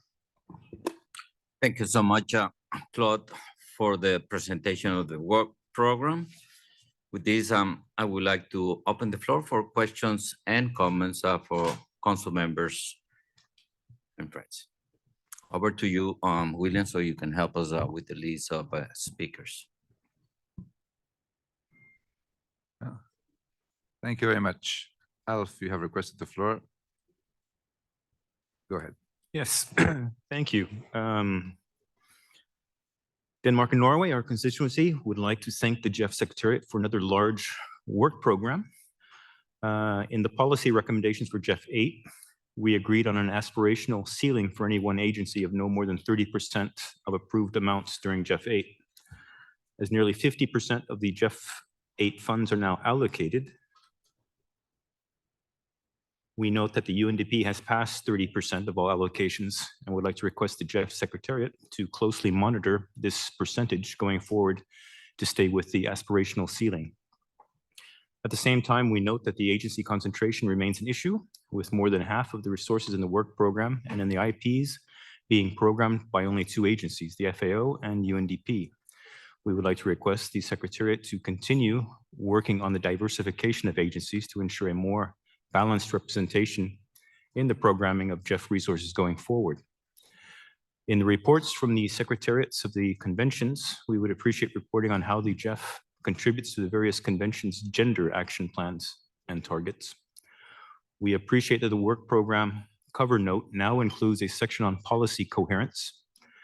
We have a question, will there be a section in the monitoring report on how projects and programs contribute to policy coherence? The number of SIDS included in the Clean and Health Ocean IP seems rather low. Those are only 4. We would have expected that this IP would have benefited more SIDS. So we would like to know what the reason is for the low number of SIDS. We would like to provide some comments concerning some of the projects in the work program. We will also send additional comments in writing following the council meeting. So firstly, with regard to the food systems integrated program, to ensure increased food security through the development of sustainable food systems, it's a high priority for our constituency and we would have welcomed more focus on this in this IP. The Food Systems Integrated Program is an extremely ambitious intervention. However, it is important that the projects in the 32 targeted countries are well aligned with other initiatives and projects, as many donors support similar types of projects and work with the same value chains. Policy coherence is an important focus for GEF 8, and we believe this IP should have a stronger focus on addressing harmful agricultural subsidies and the barriers that subsidies can pose for transforming food systems towards a more sustainable path. Small-scale producers are the backbone of local food security, and small-scale producers provide about 80% of all food consumed in developing countries. It is therefore important that all projects include and support these small-scale producers, as well as including and making farming and agriculture-related businesses attractive for young people. With regard to the innovative use of financial instruments for biodiversity conservation and restoration in Latin America and the Caribbean, although there is a great potential in this project in terms of finance for nature, we think there are weaknesses, criticisms that have been raised against debt for nature swaps. For example, a lack of transparency when deals are negotiated or finalized, and times the government of the country involved does not have the proper competence needed to negotiate deals that in the most favorable way for their country.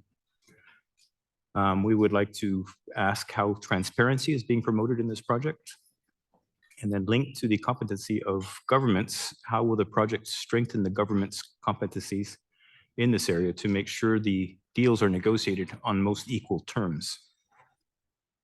Regarding the Artisanal Fisheries Resilient Development Project, we very much support this program, as there is a strong need for supporting artisanal fisheries in building climate change resilience in Mozambique.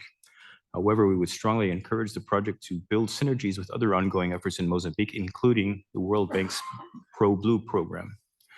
Norway supports Mozambique to the Oceans for Development program, which is focused on institutional cooperation on integrated ocean management, environment and pollution control, fisheries and aquaculture research and development, and fisheries statistics. We would like to encourage the project to look for synergies with the Norwegian program where possible.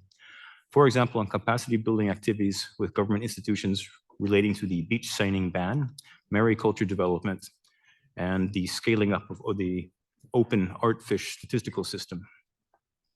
With regard to the Clean and Healthy Ocean Integrated Program, we would like to emphasize the importance of ensuring the FAO and all other agencies involved in the implementation of the program are aware of their responsibility to coordinate and avoid overlap with existing and ongoing processes. In Vietnam, for example, different ministries are mandated to manage and be responsible for different areas involving polluting sources, showing the need for policy coherence. An integrated approach to address marine hypoxia is important, although complex in terms of implementation. The GEF financed Bay of Bengal LME is an example of a regional program covering a range of areas where the progress is very limited due to complexity and size. It would be interesting to hear from the GEF their reflection in terms of results, efficiency, and choice of approaches. And finally, the regional Guyana Amazon Sustainable Landscapes Program, Phase 3. FAO Guyana have since 2018 received funding from the Guyana Red Plus Investment Fund, GRIF, to implement the Sustainable Land Management Development SLDM project in coordination with Guyana Lands and Surveys Commission. The SLDM project is due to end in July 2024. We would encourage the implementing partner FAO to consider how to take advantage and or build on work done in the SLDM project for the ASL program in Guyana. With regard to setup of biodiversity credits, for this work stream, we would strongly support the analysis of lessons learned from Guyana's work with the benefit sharing mechanism for carbon credits described by the country's low carbon development strategy. We encourage the implementing partner to pay special attention to considerations and risks regarding indigenous people's rights and the importance of FPIC in the policy elaboration. We also support suggestions for revised STAP screening from June 2023 to reflect relevant aspects of the Kunming Montreal Global Diversity Framework in the program. Thank you. Thank you very much. Let me just ask everybody, particularly when you're reading your notes, to read a little bit slower, because otherwise interpreters simply cannot keep up. Okay, so it would be helpful. Anyway, Annette, you have the floor. Okay, thanks very much. Germany very much welcomes the comprehensive work program. The projects are generally well aligned with national circumstances and focal area objectives. Further, we welcome the good progress to achieve the core indicators, and that projects increasingly align with and mention the gender action plans of the conventions, as well as the updated work program cover note now includes a dedicated section on policy coherence.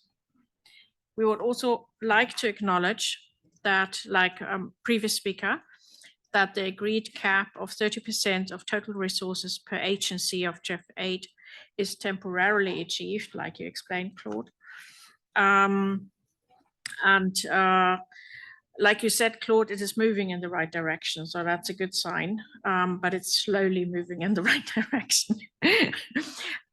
So we further would like to request the GEF Secretariat to develop a GEF 8 midterm evaluation focused on deconcentrating resources among agencies. We would also like to encourage the GEF Secretariat to strengthen engagement of the MDBs and IFIs. You know, that's a recurrent topic for us.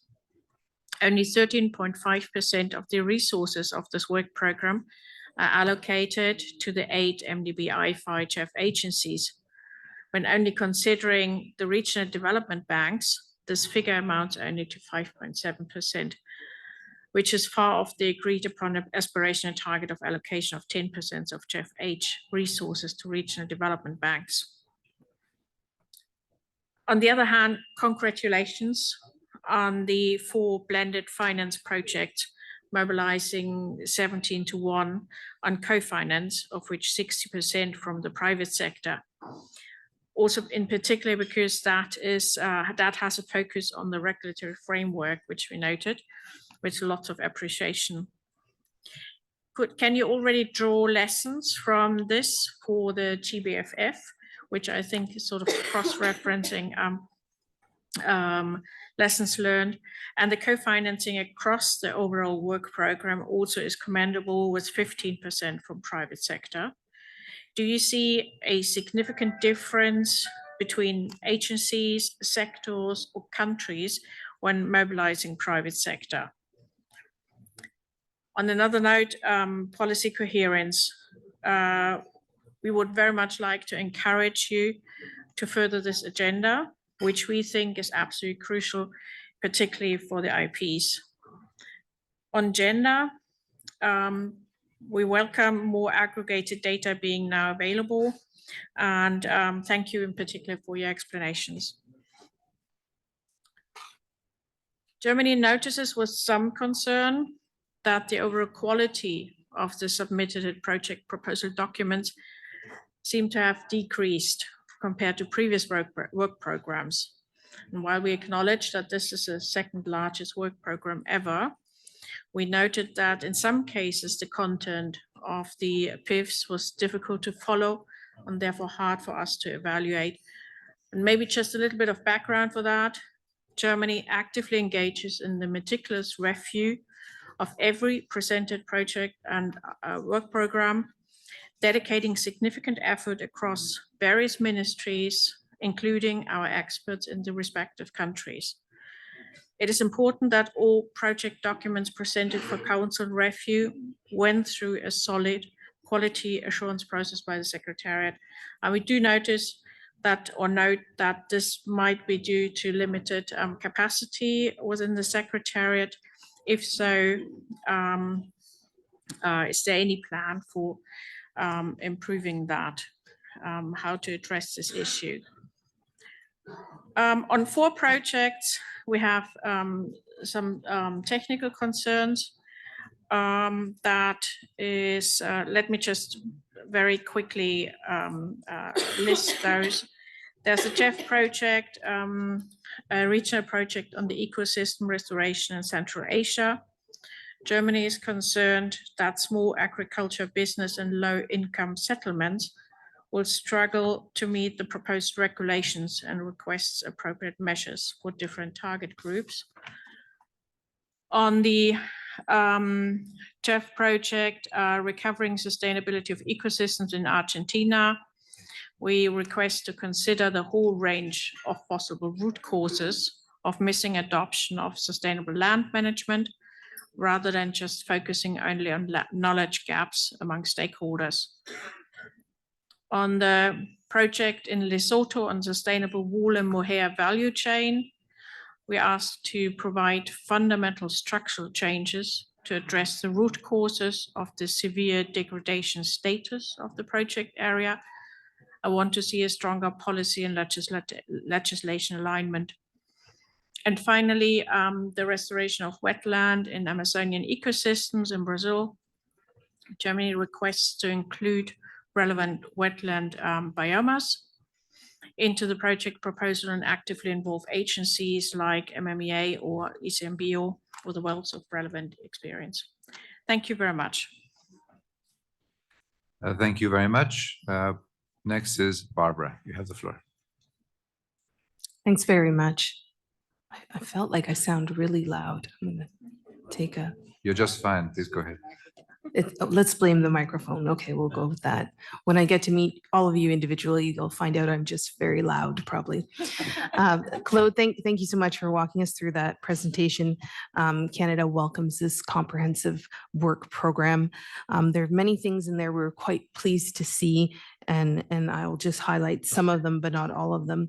First, that there was good coverage when it came to all focal areas. It presented a good thematic and geographic balance from our perspective. There's advancing the co-financing, which was a particularly important discussion area around this table, which we saw this morning. There is solid directionality around the deconcentration in terms of particular focus in projects being in a handful of providers. And there's an appropriate focus on LDCs and SIDS. So all of that we're really happy to see in the presentation and also in the paper. Really appreciated the mapping out of the integrated programs against core indicators. Being a mantra of this is for results and where we're going with all of this. Likewise, the analysis provide, or the table, maybe that's a better way of putting it, around the Kunming Montreal Global Biodiversity Framework targets and all the many X's and 21 X's out of the 23 that I think we need to strive towards. So we're looking forward for future work programs to deliver on the framework in its entirety. 21 out of 23 is a good start, but we need to make sure we get to 23. And my colleague from Norway and also Germany, and I hope others will echo the importance of a gender inclusive approach. We're really pleased with what we saw there. That there's the advancing of gender plans under the conventions and also the framework. Again, just looking back on this morning, hearing the appetite for good work and a forward push in terms of gender equality, we must never lose sight of that and strive to always get to the next level. And the last point I will raise and be curious to see if there's any reaction is really around maximizing the involvement of Indigenous peoples within the delivery of GEF projects, and also encouraging GEF to work with agencies to outline in greater detail and concretely how steps can be taken to include Indigenous peoples within the design and delivery of their projects. Thank you very much. Thank you, Barbara. Yoko, you have the floor. Thank you, William. Japan appreciates the formulation of this work program, which is the second largest after the last one. We would like to remind that the GEF funding should reach to not only large countries, but the smaller countries in need, and would like to encourage comprehensive coverage of LDCs and SIDS for those integrated programs.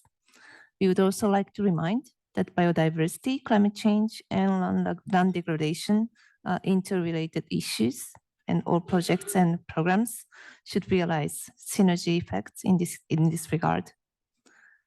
The concentration of the implementing agencies continue to be the challenge, and we expect further diversification and involvement of specialized agencies, especially I would like to comment on two addendums of Amazon Congo and Critical Forest Biome Integrated Program and Guinean Forest Biome Regional Project, which added more coverage of countries in this work program.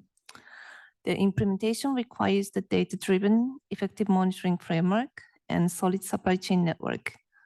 Recommend to utilize the knowledge and the capacity of the International Tropical Timber Organization, which has the headquarters in Japan, to be involved in these programs.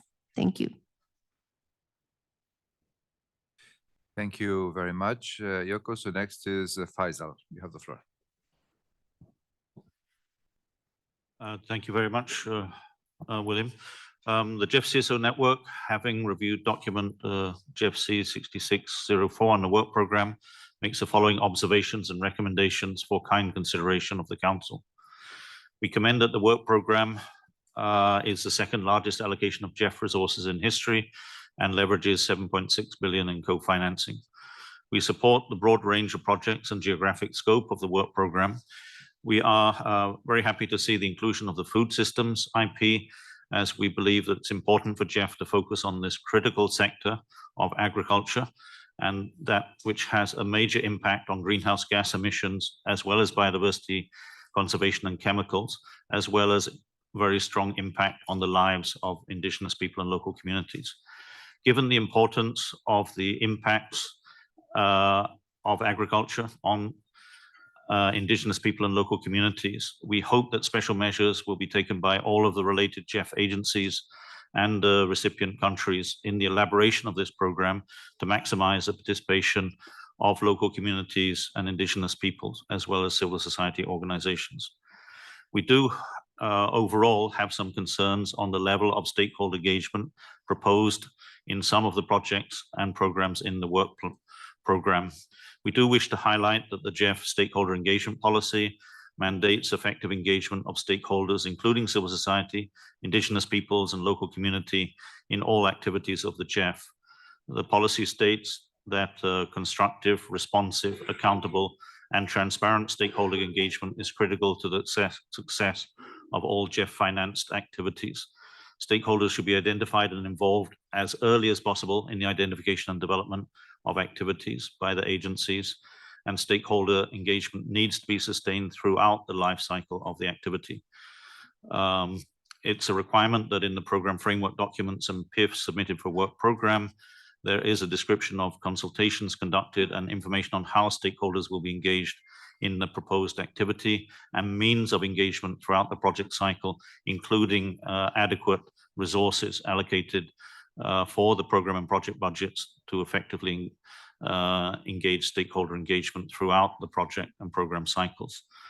Unfortunately, as a result of the relative late posting of documents for the Council, difficulties in access to some of the PIFs and program framework documents by GEF CSO network members, and the lack of financial support for attendance of CSO representatives at this Council meeting, it's been challenging for the network to undertake a full review prior to the Council of the projects included in the work program for compliance with this policy. The GEF CSO network is currently still in the process of reviewing the level of stakeholder engagement for selected projects in the current work program, and we will be submitting written comments in the near future. Thank you very much. Thank you very much. Karin, you have the floor. Thank you. Thank you, Claude, for the presentation of the work program. Very interesting. Sweden supports the work program as a whole. We note that it spans all 5 focal areas and that almost 50% of GEF 8 is now programmed, which is very positive. It's encouraging that biodiversity programming is on track. The efficient implementation of biodiversity project is important when approaching CBD COP16 later this fall. And with the GBFF hopefully also starting to program soon, this will also be a major milestone and also to bring to the COP16. We appreciate the focus on policy coherence issues in the report, very important for results and sustainability of projects. Co-financing was really discussed a lot earlier and also mentioned here. So we really see that, I mean, you can hear in the room that this is really a critical issue to continue to focus on. we all seem to be in consensus on that. We also note the remaining challenge of decreasing concentration amongst agencies in GEF 8, as was also mentioned by others. And we wonder what are the remaining bottlenecks for MDBs to engage further. Including MDBs is key for accelerating innovative financing and mobilizing financing at scale, both private capital and domestic resources. And it will be important to discuss how GEF can strengthen this work even more in GEF 9 as well. But work needs to start now, obviously. Also, I'd like to support what Annette was saying about the blended finance projects, and also the issue on increased private sector involvement. Gender was mentioned also again. I support what Barbara was saying about indigenous people's involvement, very important, and also the CSO network comment on importance of early stakeholder involvement in project processes. And finally, the innovations window has not been programmed, which we believe also is according to plan. And we would like to ask the Secretariat how this could be strategically used in the remaining GEF 8 to enhance impact and stimulate change. How do you see this work progressing going forward? Thank you. Thank you very much. Now, Laura Rajaniemi, and then we'll go over to Claude. Thank you. Good day to all of you also on my behalf. We would also like to congratulate the Secretariat for putting together the second largest GEF work program in its history. And we also find it important that the co-finance levels stay high. We are very pleased to note that the work program benefits 21 out of the 23 Kunming-Montreal Global Biodiversity Framework targets, and this represents a significant investment to the objectives agreed at the COP15. We also support the diversification of implementing agencies, especially regional MDBs having a slightly bigger share, which seems to have improved in this work program slightly. But few questions and comments though. Like many also pointed out, our concern is that now the two agencies, FAO and UNDP, count for more than 50% of the whole work program. We'd also like to know what is the reason behind UNEP dropping in the ranking. If I recall right, in the June 23 work program, UNEP had more than 20% share, and now it was only 2.8%. Does this go back to the fact that the food systems IB led by FAO has a rather big percentage in this work program? And we would also like to know why is the chemicals and waste focal area lacking behind the other focal areas? And like also Germany mentioned, we also support raising policy coherence as a critical component of maximizing the benefits of the GEF investments. We also welcome the fact that all the projects and program proposals in the work program substantively reflect gender equality considerations.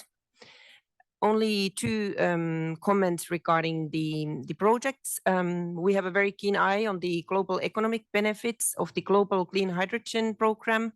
This also coincides very much with the priorities of the Finnish and Dutch governments too. And secondly, UNEP is leading the child program in Ukraine in the greening transportation infrastructure development IP. Ukraine is also at the moment Finland's biggest receiver of development aid, and we are very happy to know that there is also a GEF contribution to a project in Ukraine. And of course, as there is plenty of development funding, financing flowing to Ukraine at the moment, we of course hope that the country is able to absorb all the funding in an efficient way. Thank you. Thank you very much. Claude, over to you. Thank you, council members, for all of these questions. As you know, many of the detailed technical questions on projects are very important, and we have a formal process for capturing those up to 4 weeks after this council meeting. They get tagged into our portal associated with each project, and they have to be addressed satisfactorily by the agencies and countries during project development, our technical staff are on notice that they also have to ensure that these are addressed. And that's part of the review process. So I may miss a few of the technical questions that have been brought forth, but I just wanted to reassure council that we capture all of those, and there is a formal process for addressing them, and they are all very, very important. In the same way that we capture all of staff's comments through the screening that they do. And again, those comments are clocked and associated with each project and program in the portal.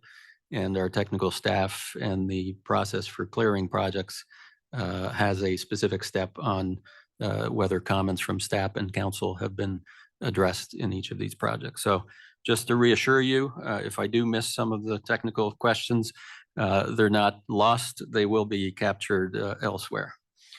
In terms of perhaps some of the general questions, again, that are all common to a lot of council members, the question of concentration, again, I think at least there is a little bit of recognition that we are going in the right direction. We still have a little over 50% of GEF 8 resources to program, and we will do our best to continue to have these targets front and center. It's important to recognize also that this remains a country-driven decision in the end.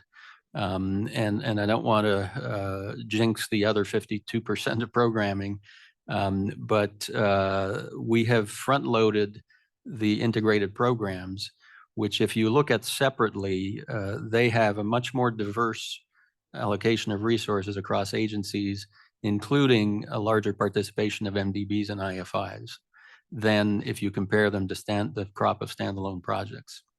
And there are a couple of reasons for this, but one of the points I want to make is that the remaining 52% of resources will be coming in mainly through country standalone projects. And so we are trying to make sure that countries understand the diversity of agencies that they have to choose from, and hopefully we can still move the needle in ways that go in the direction that we have started to see.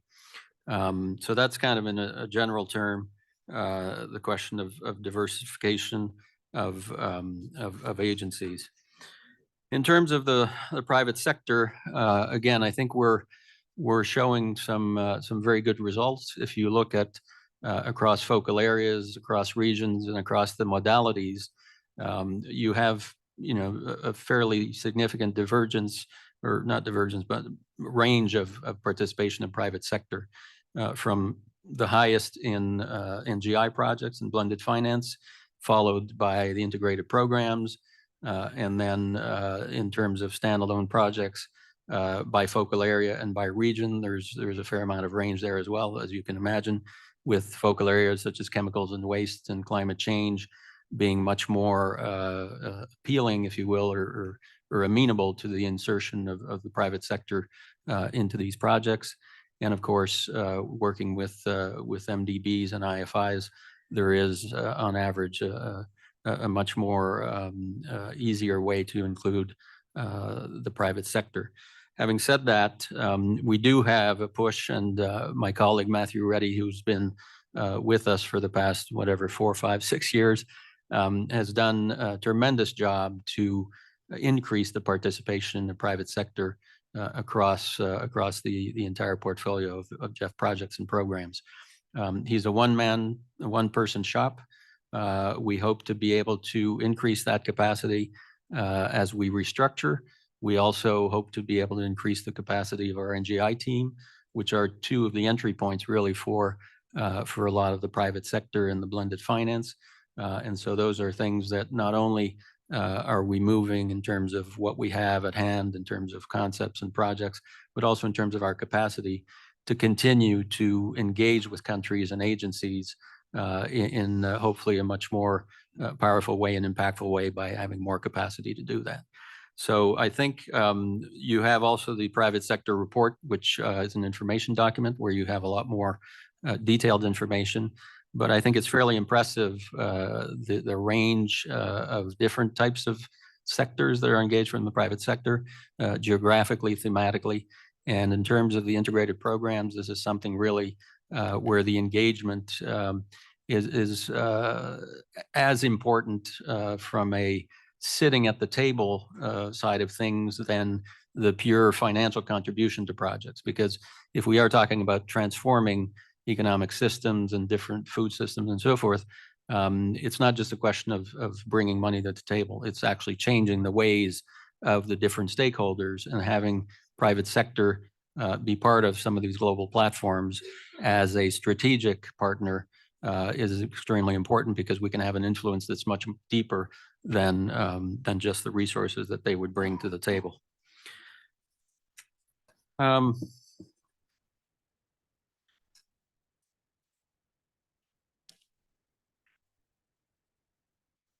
In terms of the quality at entry, I'm sorry to hear that the PIFs were perhaps a little more dense than we would like to.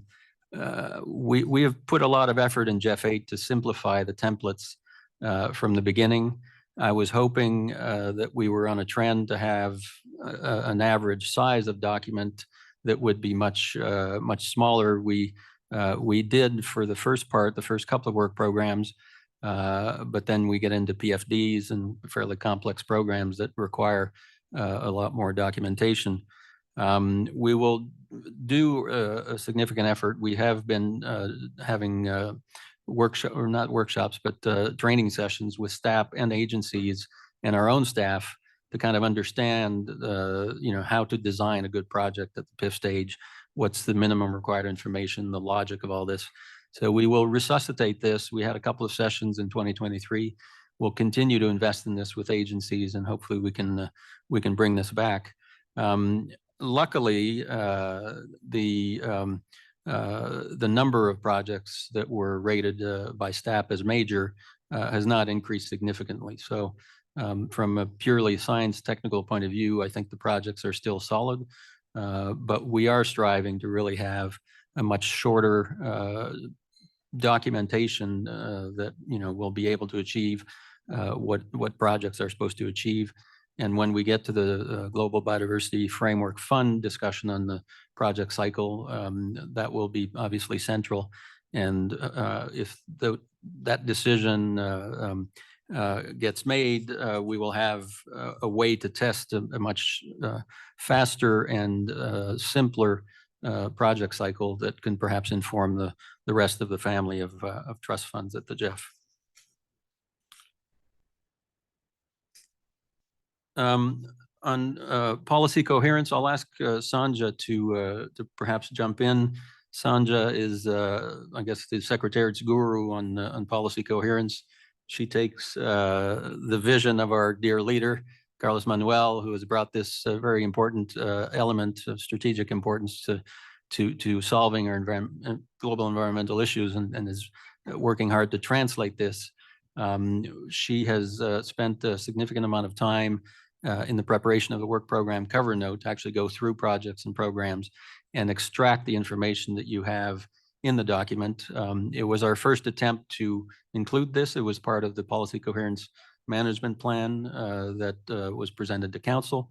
It can certainly be improved, but I think it starts to give a flavor of how this element of projects and programs is actually dealt with, and it will inform the Secretariat in terms of continuing to push agencies and countries to address this indirectly in some projects, but more importantly, directly in others. And this is a kind of a segue to the innovation window, but also the window of policy coherence that we will also develop for the 5 countries that will be eligible for that window. That's about 38 million, I think, that we will develop, that we will make available to the 5 top GEF recipient countries. And then we have, I can't remember if it's 11, 12, or 13 million for the innovation window, which will not focus only on policy coherence, but will certainly have some aspects of policy coherence to it. So I'll come back and answer some of the other questions, but Sanja, would you like to?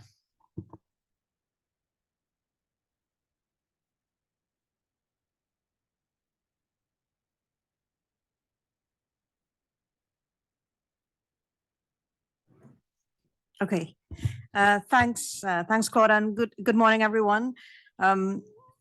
Thanks so much to Alf, Annette, Karen, Laura, and others for your appreciation of the policy coherence section of the work program cover note.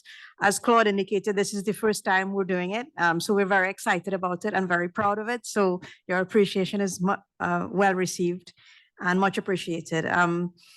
As Claude indicated, this is actually a direct result of the policy coherence paper that you all discussed and agreed to in, I think it was in October. And, we will continue doing this policy coherence section into the work program cover notes. We will iterate towards, more expanded and sort of better versions of it. But the fact that you have all received our first attempt so well is really good for us to know. Alf had actually raised, and I'm not sure if I misunderstood, so you'll correct me if I'm wrong, but you indicated that perhaps we can consider putting a policy coherence section into the monitoring report going forward. Yes, and I'm seeing you nodding. And of course, we have discussed that internally. And in the monitoring report, we sometimes do what we call deep dive chapters on different thematic areas. So policy coherence can certainly be one of these going forward. However, I do want to point out that what the monitoring report analyzes is not actually at the moment GEF 8. The monitoring report looks at active projects, which at this point covers sort of GEF 3 to GEF 7 projects that are currently being implemented on the ground. In GEF 8 projects and programs, this is where policy coherence has been introduced as a cross-cutting factor. This is where it's being hardwired. So obviously the policy coherence dimensions of GEF 8 programming is going to be much more, much stronger than in the active portfolio. But having said that, as part of our policy coherence work plan, we are currently analyzing the existing portfolio for policy coherence dimensions. So we'll be very happy to share that with you going forward. And I'll also point out, I know the IEO is behind me. The IEO is at the moment beginning an analysis of policy coherence as well in the GEF portfolio. And we plan to cross-fertilize in terms of our different analyses. And we've already been in upstream discussions with them on that. As Claude pointed out, part of that policy coherence work program, it has many dimensions, including the STAR competitive window, which will be operationalized this year. We have various activities planned through our country engagement strategy to help better capacitate agencies and countries on this fairly new topic for us. And we have some knowledge management products being planned. We intend to do stronger implementation, perhaps develop tools. So all of this to say that as the GEF 8 programming moves from the PIF stage or the PFD stage into actual implementation, we will have the building up of these frameworks around it to better inform so that we can all progress on this agenda throughout the GEF 8 programming. And my final point, which Claude may come back to as well, is that in terms of the policy coherence dimensions of the IPs, policy coherence was envisaged as one of the levers of transformation of the IPs. And so the IPs in design are explicitly considering this topic. And as the IPs come on an implementation, they will also benefit from all of these parallel activities that we have planned to start taking place this year. And so we'll have a lot more to say on that going forward. Thank you. Thanks, Sanja. So let me go back and try and answer several of the more technical and project-specific questions. And as I said, we will make sure that we have all of them compiled in the next month. On the question of SIDS and the Clean and Healthy Ocean IP, the process that we had resulted in six SIDS countries submitting expressions of interest. Unfortunately, 2 of the 6 were of low quality and did not qualify based on eligibility criteria by the review panel, which meant that we had 4 SIDS included in the final Clean and Healthy Oceans integrated program. Now, our experience with these big integration programs, starting in IAPs in GEF 6 and impact programs in GEF 7 and integrated programs in GEF 8, is that the first time we offer a program, we usually get a kind of I wouldn't say lukewarm, but more of a tentative interest from countries, in part because they represent new concepts and countries are already on a momentum of programming resources in other priorities. Just to give you an example, the Amazon program, which is by any measure a flagship integrated program, it's been going on for 3 cycles. We started with 3 of the 8 eligible countries in GEF 6. The demonstration of those 3 countries basically brought every other country around the Amazon basin to the IP, which today is fully subscribed by all of the countries in the region.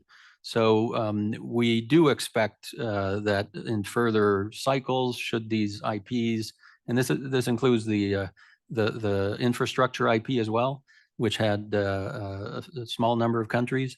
I think it's the same pattern that we're seeing. It's not a lack of importance of the issue and the program. It's basically that countries are on a trajectory perhaps for taking a little bit more time to put resources into those big countries. So I'm obviously would like to see more SIDS in the clean and healthy oceans, but I think we will see that over time. Then on Alf's question about the ASL in Guyana, we are obviously building on past experiences with RED+ and carbon credits, and this is embedded in the project strategy and will be a key element of project in that country, of course, by learning from what has been done. In terms of question on equity, transparency, and capacity building at the country level, the debt for nature swaps. The project design includes some mandatory requirements that will ensure that each country that's selected will have this kind of alignment and collaboration, technical assistance from the agencies will ensure that these topics get addressed. So I think that it will be built into the actual implementation of that NGI project. Some of the co-financing I have addressed. On the Mozambique Channel project, we take note of the comment, and this is building on existing regional efforts, including some of the past investments in GEF large marine ecosystems in Agulhas, Somalia, and in another program that we had called Swallow Fish. So again, this should be clear in the PIF. It's part of the baseline that is analyzed for any of these projects, but we do appreciate these comments so that we are thorough in making sure that we're learning from past experiences. On the question of food systems and food security, the integrated program on food system actually prioritizes food security and engagement with smallholder producers. Moreover, the emphasis on policy coherence is key to ensuring cross-institutional links, both at the national level and also regionally. Through the global project, both FAO and IFAD are well placed to facilitate links with other initiatives, including those involving bilateral and multilateral entities.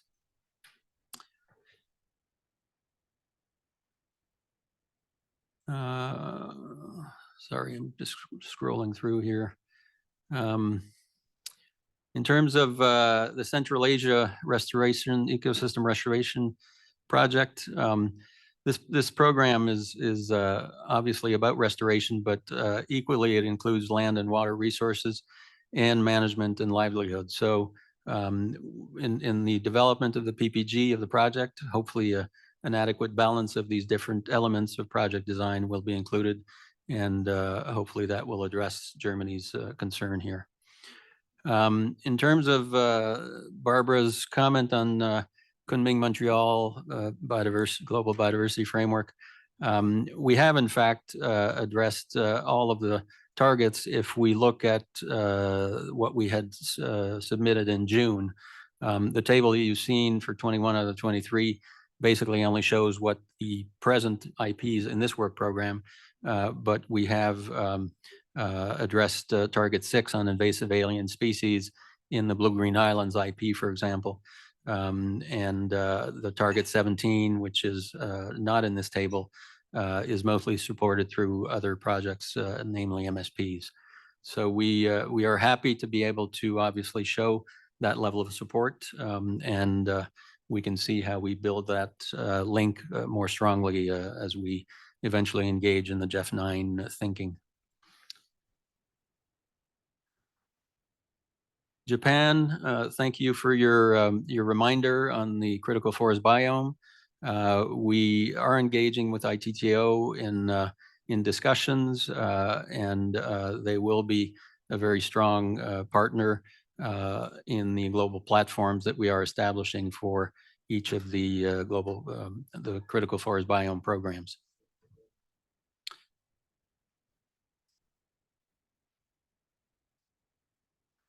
On the level of programming in chemicals and waste, I think I addressed that question in the previous section, but again, we will be making sure that chemicals and waste is back up to prorated programming, hopefully by this year's December council meeting. And I think that's it for now. Thank you. Thank you very much. So Abby, you have the floor, followed by Wei-Feng.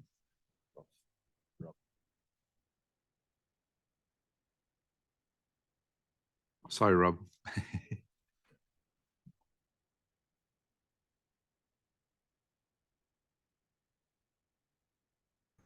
Okay, thank you. Thank you, William. Yeah, it's Rob, not Abby. I wish I was as smart as Abby. First, I want to just welcome you all to Washington, and good morning, everybody. Welcome to Washington. I'm really excited that you're all here again, and I really hope that you, those visitors here, get to enjoy a little bit of my beautiful city while you're here. It's such a great city. Okay, now I'm going to start to read. So I promise to try and read slowly. It's a challenge for me, so please bear with me. I'd like to start by thanking the GEF Secretariat, and thank you, Claude, for the presentation, the implementing agencies and the countries for this work program. We are very pleased to welcome the second largest GEF work program to date. We appreciate the ambition and scope of these projects, as well as the wide range of environmental priorities that are represented. We are pleased to see 5 integrated programs in this work program, and that they span the GEF focal areas and include programming in every region. We are also pleased with the focus on non-grant instrument projects in this work program, which program more than 41% of the non-grant instrument allocations in GEF 8. It is encouraging that cumulatively they leverage such a high level of co-financing at nearly $18 of every co-financing for every $1 of GEF financing.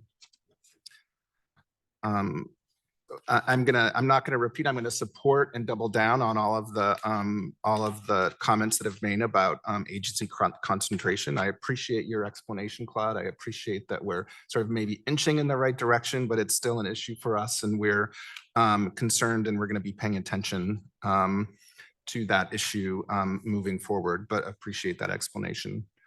Now I'm going to talk a little bit about our legislative mandates and policies. The United States requests that the following statements be reflected in the written record of the council meeting. We will send these comments over email as well. The United States, in light of its policies for certain development projects in countries whose governments are not addressing trafficking in persons, have engaged in a pattern of gross violations of internationally recognized human rights, and do not have in place a functioning system for reporting to civilian authorities audits of receipts and expenditures that fund activities of the armed forces and security forces. And in light of its policies related to development projects in China, opposes and therefore does not join a council decision that would support GEF Project 11214 in China.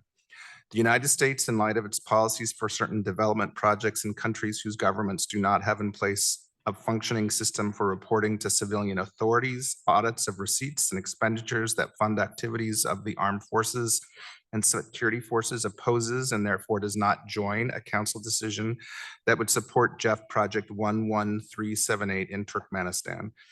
The United States, in light of its concerns related to project implementation risks, opposes and therefore does not join a council decision that would support GEF Project 11349 in Venezuela.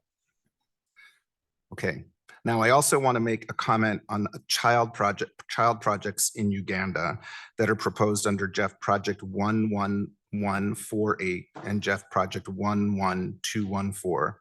The United States remains deeply troubled by Uganda's passage of the Anti-Homosexuality Act and Uganda's failure to safeguard the human rights of LGBTQI+ persons.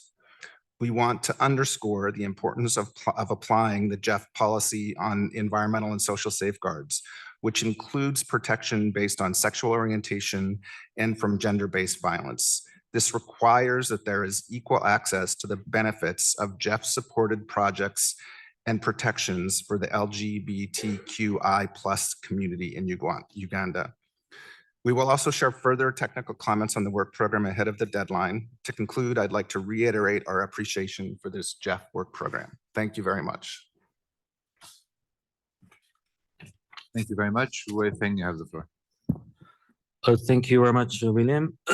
Sorry. We welcome this very comprehensive and near record program. And in particular, we welcome the support of this program to the 21 core targets in the Kunming-Montreal Global Biodiversity Framework.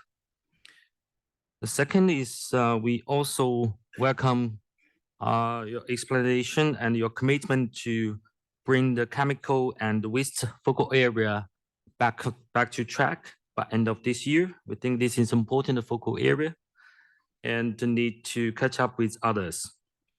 We also encourage continue the strengthened coordination with recipient countries, implementing agencies, and also encourage more diversified participation of all agencies.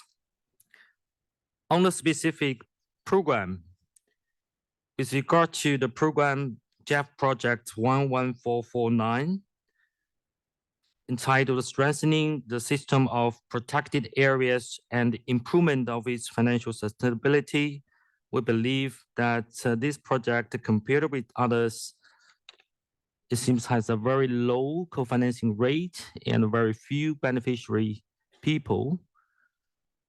Therefore, we request the Secretariat to arrange for council members to receive draft final project documents, and such request will be included in the written record of the council meeting. On the project of the food system IP, China is pleased to participate and will strengthen coordination and cooperation with other recipient countries and agencies to ensure successful implementation of this very important IEP. With this, thank you. Back to you, Chair.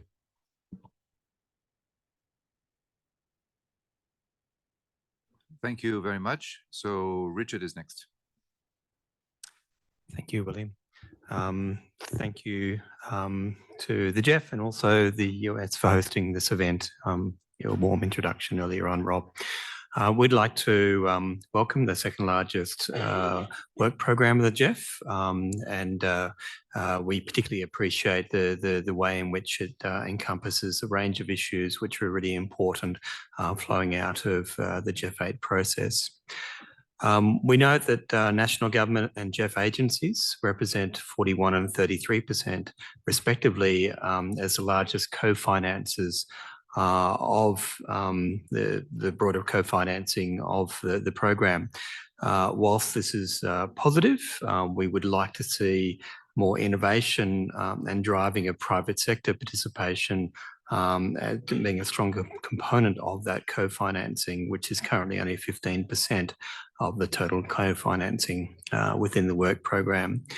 Like has already been mentioned, we also welcome the strong representation of the non-grant instrument as part of the program and the particular role it plays as part of co-financing. We are supportive of the integrated programs which advance all focal area objectives, noting the importance of simultaneously targeting several global environment benefits. We would encourage IPs to address all the GBS targets not currently included in the work program, particularly target 6, which is the reduction of introduction of invasive alien species by 50% and minimize their impact. We note a general lack of representation of new projects from SIDS, and in particular, the Pacific region, and would be grateful if there could be provided some explanation of what's driving that low representation, particularly the Pacific. We welcome the Clean and Healthy Oceans IP and the IP on greening transportation infrastructure development, and would be interested in an expansion to include more countries in Southeast Asia and the Pacific. And lastly, we are encouraged by the broader general gender equity considerations, and we would welcome more of a focus on Indigenous peoples and local communities in support of their efforts for benefits to women and girls and Indigenous peoples more broadly. Thank you. Thank you very much. Now we go back online to Gisela from Italy. Thank you, William, and good morning to everybody in DC. I would like first thank the Secretariat for presenting this very ambitious work program. And in particular, I would like to thank Claude for the comprehensive presentation and the responses provided until now. We welcome this program that covers many GEF beneficiary countries with a strong focus on LDCs and SIDS, in particular in Africa. We appreciated that the resources will be dedicated to the main sectors, such as climate change, land degradation, biodiversity. And in this regard, we would like to invite the Secretariat to use the GEF 8 resources for biodiversity in a way as much complementary as possible with the ones of the Global Biodiversity Framework Fund. We appreciate the inclusion of the 5 integrated programs, ensuring that the GEF investments will become transformative for the sectors interested. And we welcome Claude's remark on significant involvement of private sector in the IP, as well as of the MDBs and the agencies. And this shows that GEF is going in the right direction. We appreciate the Secretariat work for the very high volume co-financing. And in this regard, we welcome the 4 multi-trust fund projects between LDCs, CCF, and the GEF Trust Fund. We would like to see more investment by private sector or source different from agencies, MDBs, and governments. It seems that this co-financing is still mainly on the public sector.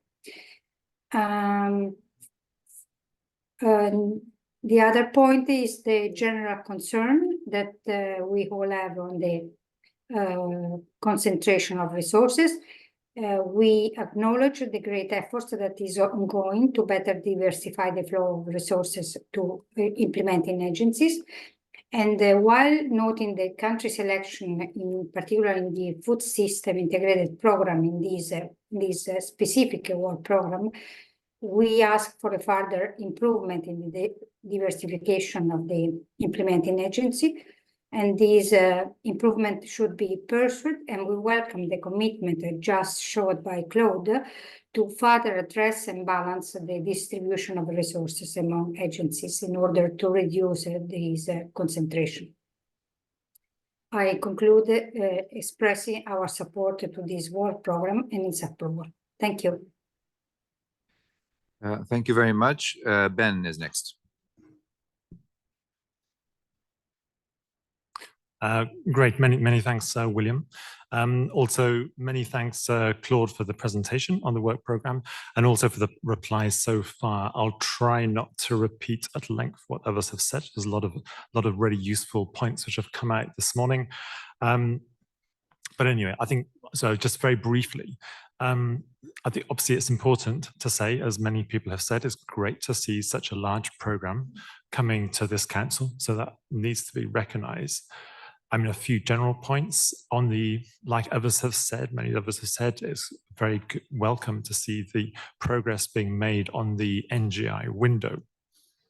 In terms of looking across the different focal areas, I think it's useful to flag, and I'm not sure anyone else has necessarily said this, maybe Claudia has already said this, but it's good to see that under biodiversity, I think we've now programmed over 1.1 billion in less than 2 years of the GEF 8 period. That's a significant achievement, I think.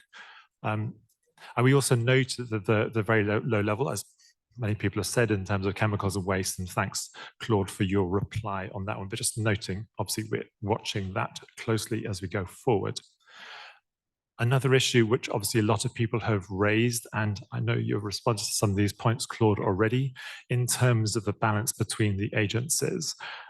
It's good to see that, as others of you have said, we're slowly on progress to get that balance right at below the 30%, which we talked about within the GEF 8 replenishment.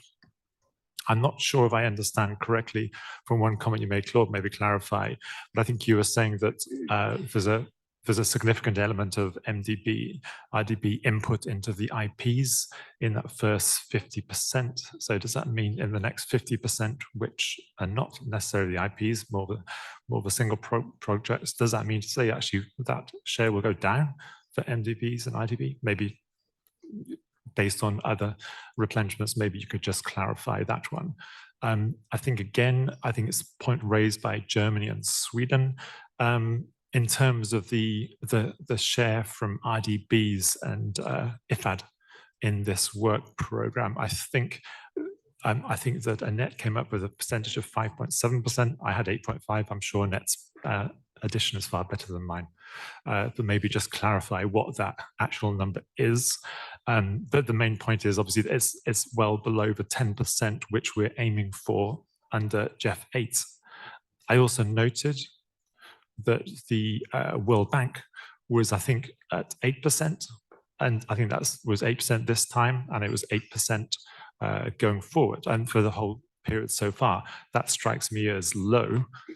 So what's going on there? I mean, if there's someone from the World Bank here, they may want to respond to that, to explain what is going on.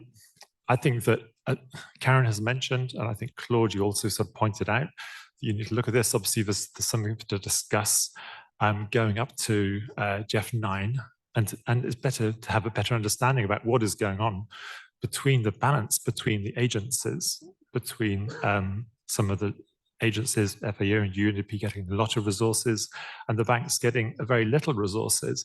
I think, Claude, your comment was very well taken, that this is obviously a country-driven approach. We totally recognize that. But it's useful. I think we need to understand a little bit more in detail what is going on, because we don't want to get to the end of GEF 8 and say, oh, look at that, it's not quite what we expected. What's going on before we really get into the GEF 9 discussions. We need to have a better understanding sooner than that. And it'd be useful to understand how we move forward on that discussion, having a better understanding rather than just complaining every time we have a work program going forward.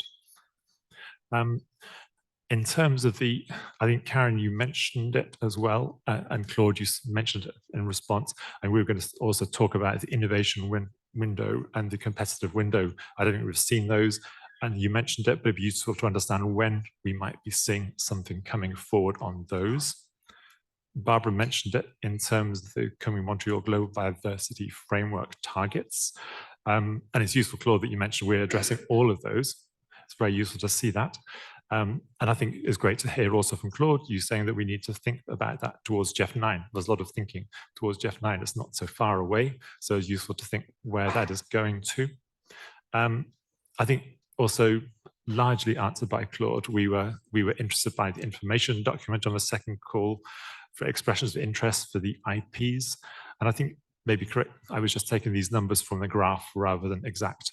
I think my understanding was that the Clean and Healthy Oceans IP was, as you said, it was significantly oversubscribed, but maybe 150 against maybe 50 allocated. And the grid one, the green transport infrastructure development, was significantly undersubscribed of 24 million against 100 million allocated. So what does that mean? Does it mean we got those numbers wrong? You got those numbers wrong in terms of the initial setup for the IPs? So again, useful to clarify that. And again, to respond to your point, Claude, in terms of the formal reporting process on projects, we will send comments in writing for some of the projects and programs in more detail. And just finally to say, happy to endorse the decision on this work program. Many thanks. Thank you very much. Ramón, you have the floor. Gracias. Voy a intervenir en español. En primer lugar, quería compartir algunos mensajes, por ejemplo, de Laura o de Richards, en la felicitación al GEF, a la Secretaría y a todos por este programa de trabajo, por ser el segundo con más recursos de su historia. Creo que es el primer mensaje que deberíamos lanzar hoy. Lo ha comentado Ben también, nos alegramos de que el área focal de biodiversidad reciba una cantidad importante de los recursos, algo de lo que hablamos largo y tendido en el periodo de negociación del GEF 8. Quería lanzar dos mensajes enfatizando el valor del trabajo conjunto. Por ejemplo, en la cuestión de los proyectos regionales. Por ejemplo, en la temática de aguas internacionales. Felicitamos a las agencias por esa labor de coordinación con varios países para abordar conjuntamente actuaciones de interés mutuo. Igualmente destacamos los programas integrados, donde varias agencias están involucradas en el mismo programa. Esto, como hablamos ya en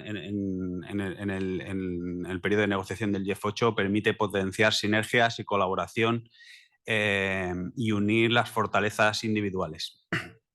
Por lo tanto, queríamos lanzar ese mensaje de agradecimiento por ese trabajo, ese esfuerzo por el trabajo conjunto. Queremos destacar la contribución de los programas integrados a potenciar las reformas nacionales y a aumentar los niveles de coherencia política, y también el seguimiento que se ha hecho a la contribución de los IPs a 21 de las 23 metas del marco global de biodiversidad. Es una cuestión relevante destacar que el GEF Trust Fund está contribuyendo de forma importante a este marco global de biodiversidad. Para terminar con los programas integrados, me gustaría preguntar a la Secretaría por el programa, el IP, que queda pendiente, el de ciudades, un poco el proceso en el que están las agencias interesadas, si se presentará en el próximo programa de trabajo. Creemos que es un programa muy interesante, ya lo hemos dicho anteriormente, que aúna mitigación, adaptación, biodiversidad, residuos, o sea, un amplio abanico de actuaciones ambientales y a la vez es muy visible para los ciudadanos. Sobre la tasa de creemos que es destacable, superior a los objetivos que tenemos establecidos en el GEF, que si no me equivoco es 1,7. Comparto el mensaje de Gisela en el sentido de que la mayor parte de la cofinanciación procede de agencias del GEF y de los gobiernos. Esto es positivo porque muestra su compromiso con el proyecto, pero quizá deberíamos enfatizar el impulsar la cofinanciación del sector privado. Algunas cuestiones importantes y que debemos seguir enfatizando en programas futuros, por ejemplo, en el Non-Grant Instrument, la financiación mixta que proviene de los bancos multilaterales de desarrollo, las soluciones innovadoras en los mercados de capitales para la biodiversidad o, por ejemplo, los proyectos que se dirigen específicamente a pequeñas y medianas empresas. Finalmente, nos parece muy interesante que el programa de trabajo incluya proyectos que comparten recursos entre diferentes fondos, entre el GEF Trust Fund, el Fondo para Países Menos Adelantados y el Fondo Especial de Cambio Climático. Creemos que esto es positivo, da lugar a proyectos más completos, integrales y con capacidad de desarrollar cambios transformacionales. Y finalmente, en cuanto al reparto de recursos entre agencias, creemos que debemos seguir trabajando en una mayor diversificación. Claude nos ha dicho que estamos en el camino. Quizá deberíamos empezar a avanzar y conseguir avances de cara al GEF 9. Gracias. Muchas gracias. Next is Stéphanie from France. Merci, bonjour à tous. Je vais m'exprimer en français. D'abord, nous remercions le secrétariat, les implementing agencies, les executing agencies, les points focaux pour la préparation de ce programme de travail, de nouveau particulièrement ambitieux pour FEM8, et nous l'approuvons. Nous remercions le point, je vais essayer de faire vite, mais parce qu'il y a beaucoup de choses qui vont être répétées. Malgré tout, je voudrais quand même souligner que nous remercions aussi cette partie qui est développée dans ce work programme sur la cohérence des politiques publiques. Nous saluons aussi la part allouée à la biodiversité qui va dans le bon sens sur le chemin de la COP. Sorry to interrupt you. Apparently the interpretation is not coming through. Could we check that? Is it better now? No? Spanish is okay, but not into English.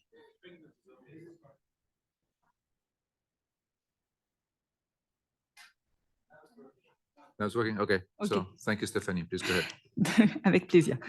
Donc, merci. Et nous approuvons le work programme. Merci pour le point sur la cohérence des politiques. Merci pour l'ambition sur la biodiversité. Ça va dans le bon sens sur le chemin de la COP 16. Nous nous inquiétons malgré tout de la faible part de l'air focal sur les produits chimiques et polluants. Merci pour le point fait par Claude indiquant que ce sera amélioré d'ici la fin de l'année. C'est important aussi au regard de la question de la biodiversité parce que donc, la question des pollutions, des déchets, des produits chimiques est convergente avec les problématiques de climat et de biodiversité, mais également de dégradation des terres et de l'océan. Et d'autre part, vous le savez, elle est peu financée dans le système international. Autre point pour nous important, c'est que tous les pays, et notamment les plus vulnérables, soient bien couverts par ce work programme.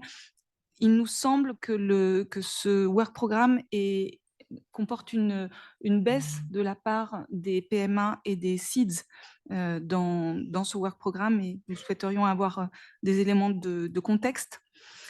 Et enfin, merci pour les informations rassurantes sur l'orientation qui va dans le bon sens pour la question de la concentration des agences dans le portefeuille du GEF.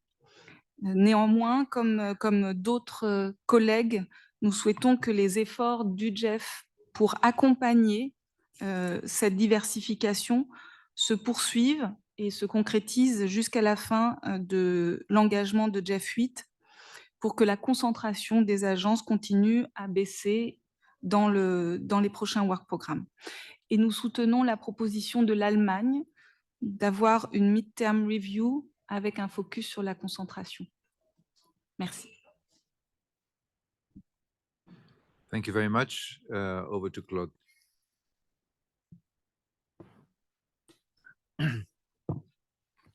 Thank you, William, and thank you to council members. Some of the comments obviously have already been made, and I won't dwell on some of these. Perhaps starting with the last comment from Stephanie. The decrease in number of countries, LDCs and SIDS, has to be seen in the overall context of the decrease in the support to all countries. And so if I just looked at what I presented, in fact, and we have supported just a little over 50% of all countries in this work program, and about the same proportion of LDCs. So it's about 53% and 47%. SIDS is a little lower, it's 38%. But I think those are probably just normal fluctuations in the case of just programming. But we are putting a lot of effort in the outreach to all countries, including LDCs and SIDS. And just taking a step back, if you recall, the country engagement strategy that we presented as part of the GEF 8 programming cycle included a significant amount of resources to engage with countries at different levels, not just on programming, but on capacity building and on knowledge exchange and other aspects. That translates in a lot of the day-to-day work that our technical and operational staff engage in. It's translated in GEF 8 through a series of engagements that have both been virtual, presential, and in hybrid format, from the initial regional workshops for the integrated program rollout, which covered the entire globe. We had, I think, 6 or 7 regional workshops. We have national dialogues that are ongoing. We have constituency workshops. All of these provide opportunities for the GEF to engage in a lot of what I just mentioned, not just programming of resources, but other types of capacity building and knowledge exchange. In terms of SIDS and LDCs, we have basically invested a lot. We will continue to invest a lot. And we have very good opportunities coming up in this sense, with some specific outreach that will happen over the next 4 or 5 months.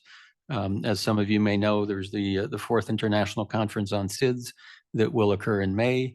That is an opportunity that the GEF Secretariat takes very seriously, not just in having hopefully our CEO participate in that, but also have a significant technical team that will have a number of bilaterals with SIDS country representatives, making sure that we can engage them in helping them program the resources that they have at their disposal, not just STAR, but other resources as well. We have some additional events, some constituency workshops in person, which will happen in May, June, before the next council meeting. The other funds, as part of the family of funds, are also engaging SIDS and LDCs, of course, through the LDC and SCCF fund, which are LDCF and SCCF. And there are planned workshops in the next couple of months in Fiji, for example. And finally, as I mentioned, there's dedicated programs that are being developed in chemicals and waste, not just to increase the programming in that focal area, but actually some of these, one specifically on tourism, which will be focused on SIDS countries. And that's in the process of being formulated, as you will. So we do expect that there will be a continued outreach from the entire organization to these countries. Reminding council that in GEF 7, we were able to program 97% of all resources to SIDS and LDCs of their STAR resources. So what appears sometimes as a little slower programming, I think our track record, at least in GEF 7, states to the fact that we are very serious about engaging and supporting these countries so that they can have access to their fair share of resources in the GEF.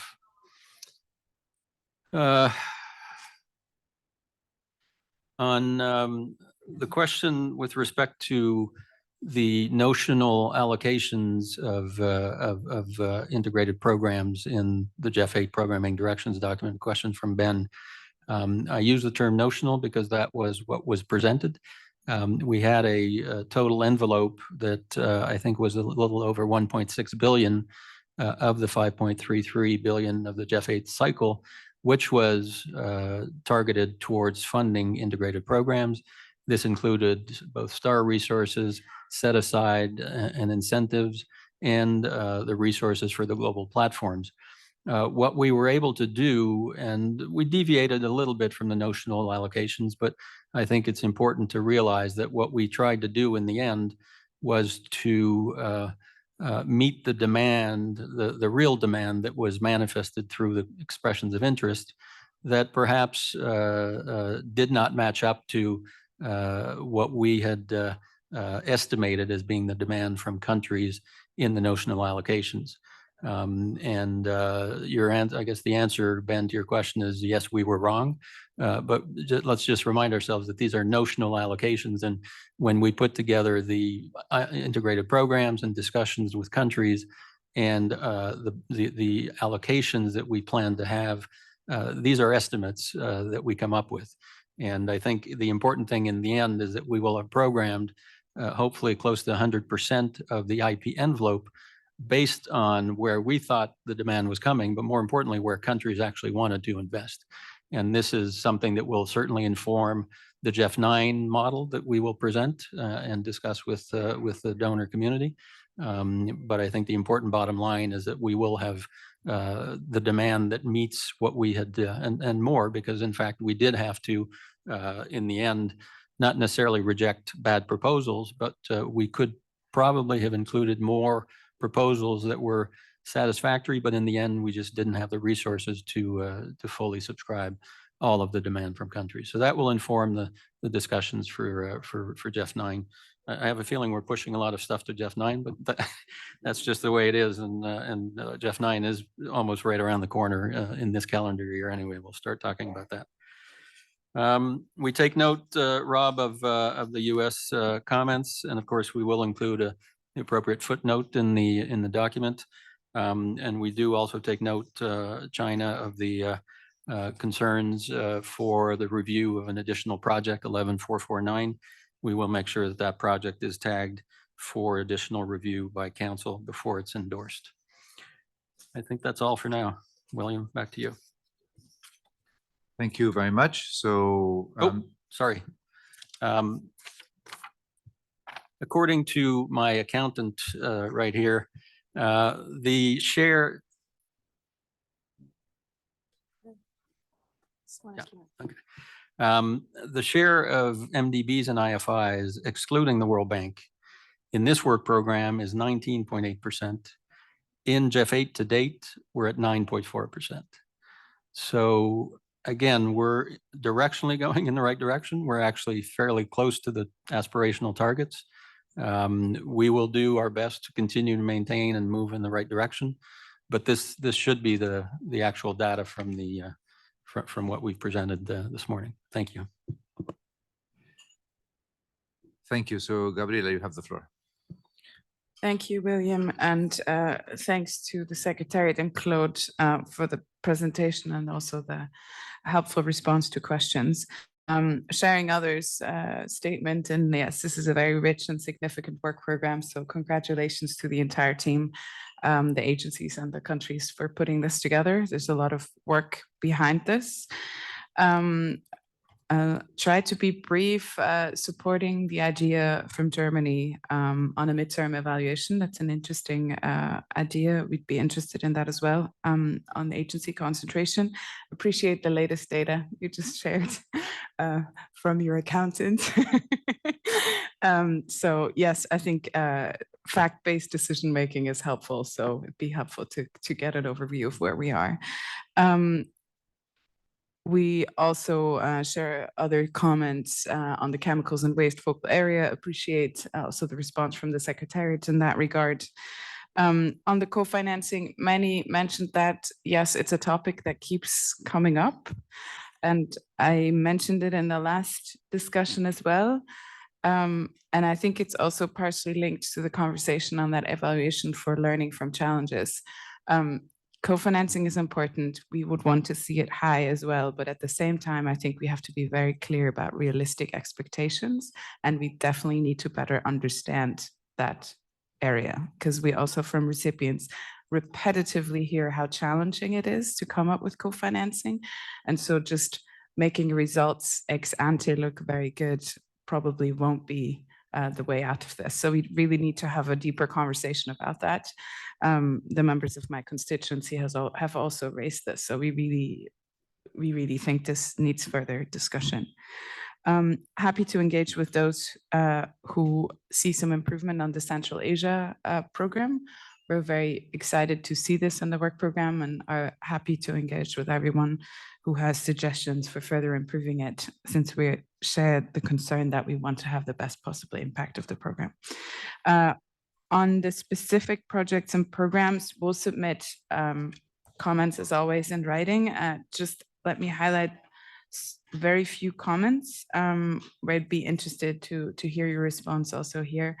On the greening transportation infrastructure development project, we feel the selected countries appear very well suited for the project, given the presence of strong political will, which is essential for its success.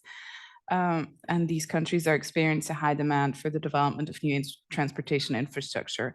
However, the current situation, especially in one of them, should be considered in the project planning. And we would want to hear how you will deal with the current geopolitical situation and how this will impact the project. Will this also focus on post-conflict infrastructure restructuring, etc. And also on this one, in the child projects, the focus is either on ports or roads and highways. Why are railways not included? To pursue a holistic, sustainable approach, it won't make sense to promote those modes of transport that are land efficient when implementing sustainable transport infrastructure. Then a question on the clean and healthy ocean IP. Do you have any experiences or lessons learned from similar larger integrated programs or just programmatic approaches, building on the cohort of national child projects? And if yes, what are those, and are you going to integrate them into this further design? On the food systems IP, others have mentioned that, and this again speaks to the realistic expectations or expectations of programs. We feel that the program components and ambitions could benefit from further elaboration, and in particular, maybe less global ambitions, more realistic plans in relation to the available budget and geographic coverage. So when you look at further evolving, make realistic assumptions. And I think, we'll leave it at that. We'll submit all the other comments in writing. Thank you. Sorry, can you just repeat which IP you asked about, whether we have lessons from other programs? Sorry, the oceans one, whether you have another, like you have lessons that you can build upon when looking at the design of that specific IP, especially with regards to child project cohort and so on. Thank you very much. Jeanne, vous avez la parole. Merci, monsieur. Je prends la parole au nom de la circonscription de l'Afrique de l'Ouest. Mes préoccupations sont épuisées. Je voudrais juste renchérir la dernière intervention de ma collègue c'est Andrea? Gabriela, voilà. Je voudrais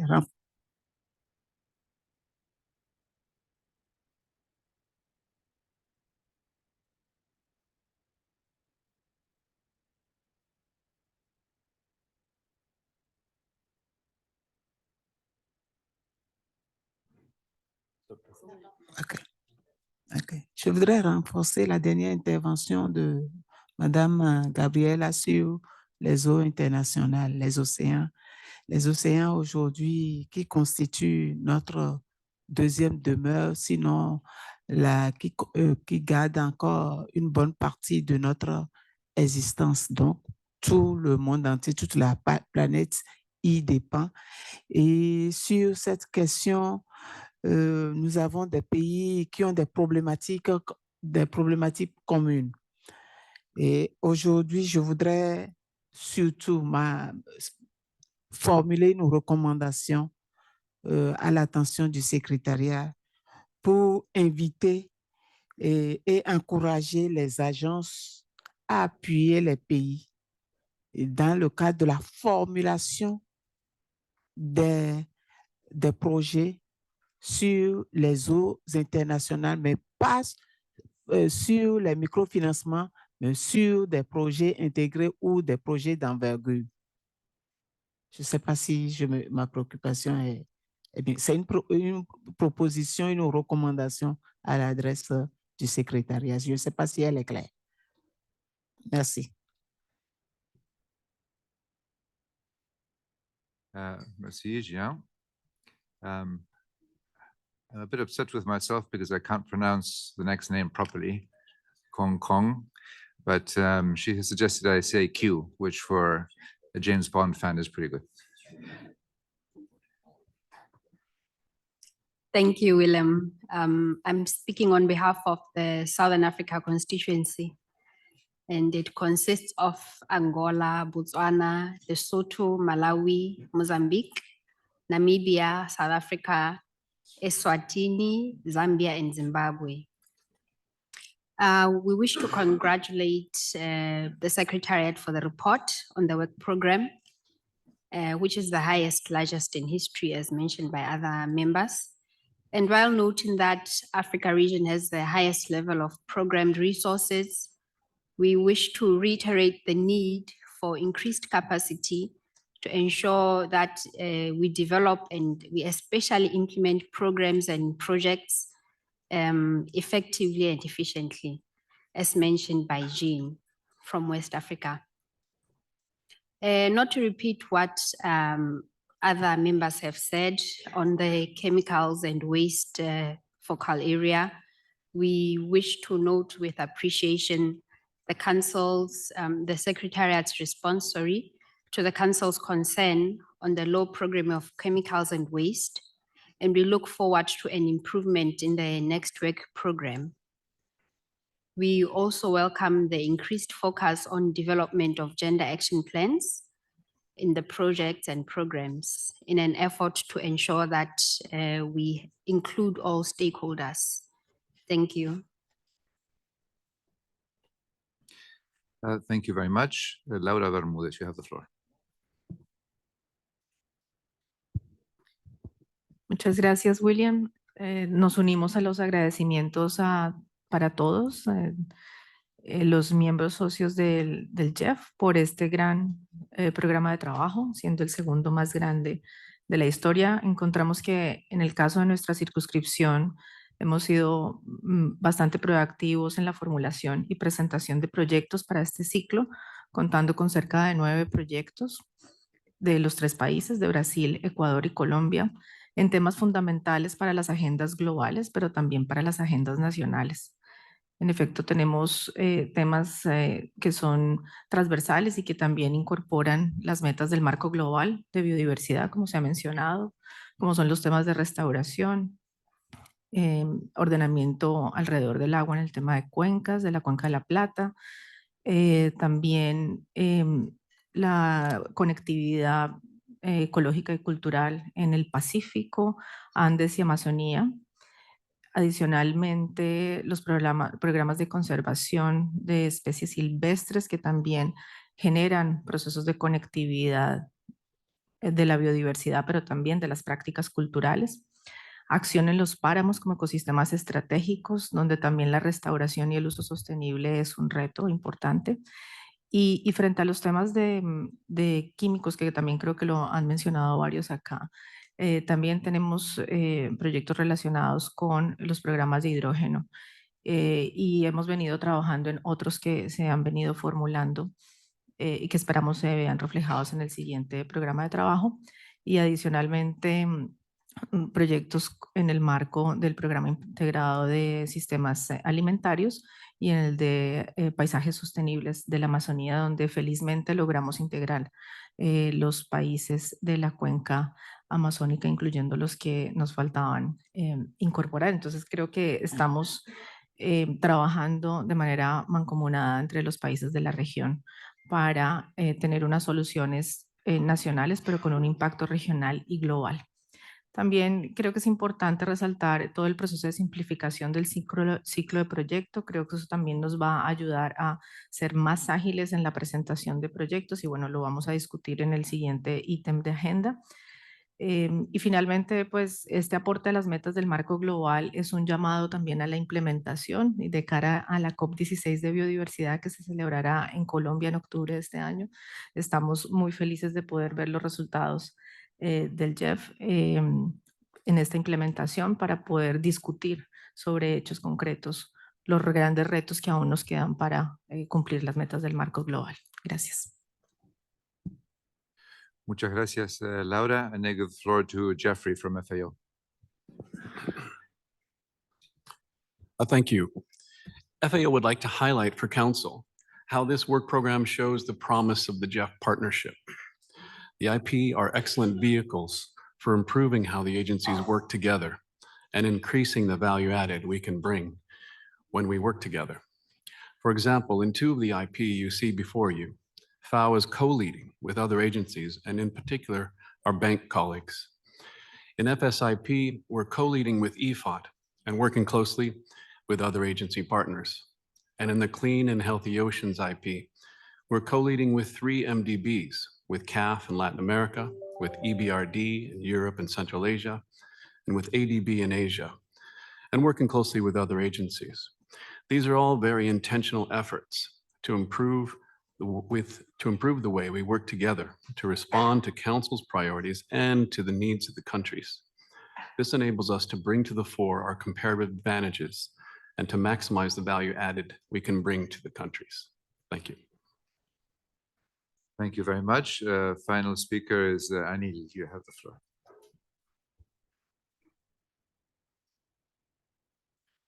Yeah, thank you. We appreciate and support the work program. We reiterate and support the policy on coherence and the increased focus on especially small island states, which are much more susceptible to adverse impacts of climate change. And we support the call for the MTR to the program. And while we are on the subject, we note that GEF projects in India have contributed more to the socio and economic benefits, but the results are not being has been very underestimated in the absence of a good socioeconomic indicators also and impacts.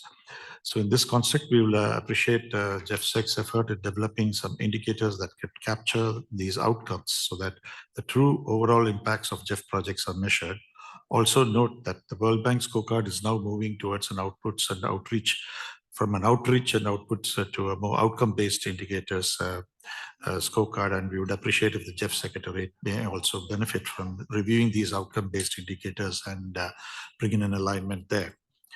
And the last but not the least is regarding the Clean and Healthy Ocean program. I think I suggest that some lessons from the Bay of Bengal program could be taken into consideration while designing a larger program. Thank you. Thank you very much. So back to Claude. Thank you, Council, and thanks, William. Again, just fewer and fewer comments to address, but I think some of the same general comments were made by this crop of questions. On the grid IP and specifically on Ukraine's participation in that program. It's important to note that as well as the other country programs, that the program itself is not focused as much on field work, but rather on policy and enabling environments for influencing policy, infrastructure, and the eventual implementation. And so in that sense, there's a lot of work, but it's more blue collar, white collar work and desk work that is done in government agencies rather than actual field work. In the case of Ukraine, there is the possibility of having field work in a couple of regions, in Carpathian and Policia regions, but these regions apparently are suitable and far away from some of the existing hostilities that it should be safe now. Having said this, obviously the agencies and the Secretariat monitor the situations when we get into the child project design, all of this will be taken into account. And security won't be a major issue as it is in every project.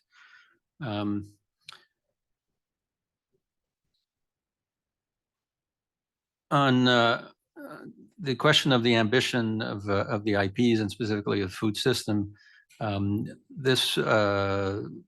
what is presented in the food system document that you have very faithfully reflects what had been included in the GEF 8 programming directions. So there's no real element, but the fact that we are engaging with two of the lead agencies, with the mandate for global food activity around the world, really allows us to think that transformation, in this case, building on two previous cycles addressing commodities and food and land use, will really have a significant effect that could be transformative to some level. Now, obviously, the investments of the GEF in the development and economic global situation is still, orders of magnitude less than what's needed. But as we've always said, the investments of the GEF in many instances are ahead of the curve, and they're innovative, and they hopefully can lead to transforming sectors and supply chains in this case. So we're obviously cognizant of not being too ambitious, but I think ambition is not a bad thing in the case of designing programs and shooting for the stars, if you will. On further questions on the clean and healthy oceans, we do have many examples, and thank you to our council member from India for having mentioned the Bay of Bengal investments. We do have many examples of projects and programs in the international waters arena, which have been addressing eutrophication and nutrient enrichment in marine system and coastal systems. We've done some work in the Danube and Black Sea, in the Caribbean LME, the Bay of Bengal, and the Mediterranean. So we do have a lot of knowledge to tap into. As all of you know, I hope, the international waters has a very successful and impactful learning network, which is called IW Learn. It's part of our knowledge management strategy. It is a group of, I won't even say the number, but certainly hundreds, if not thousands of practitioners. And they really are the repository of the GEF IW knowledge that is used for improving best practices and channeling that kind of information into future projects and programs. So that is part of the design of clean and healthy oceans. We're not starting from scratch from a practical point of view. We have a lot of information, both successful and perhaps not as successful, to tap into.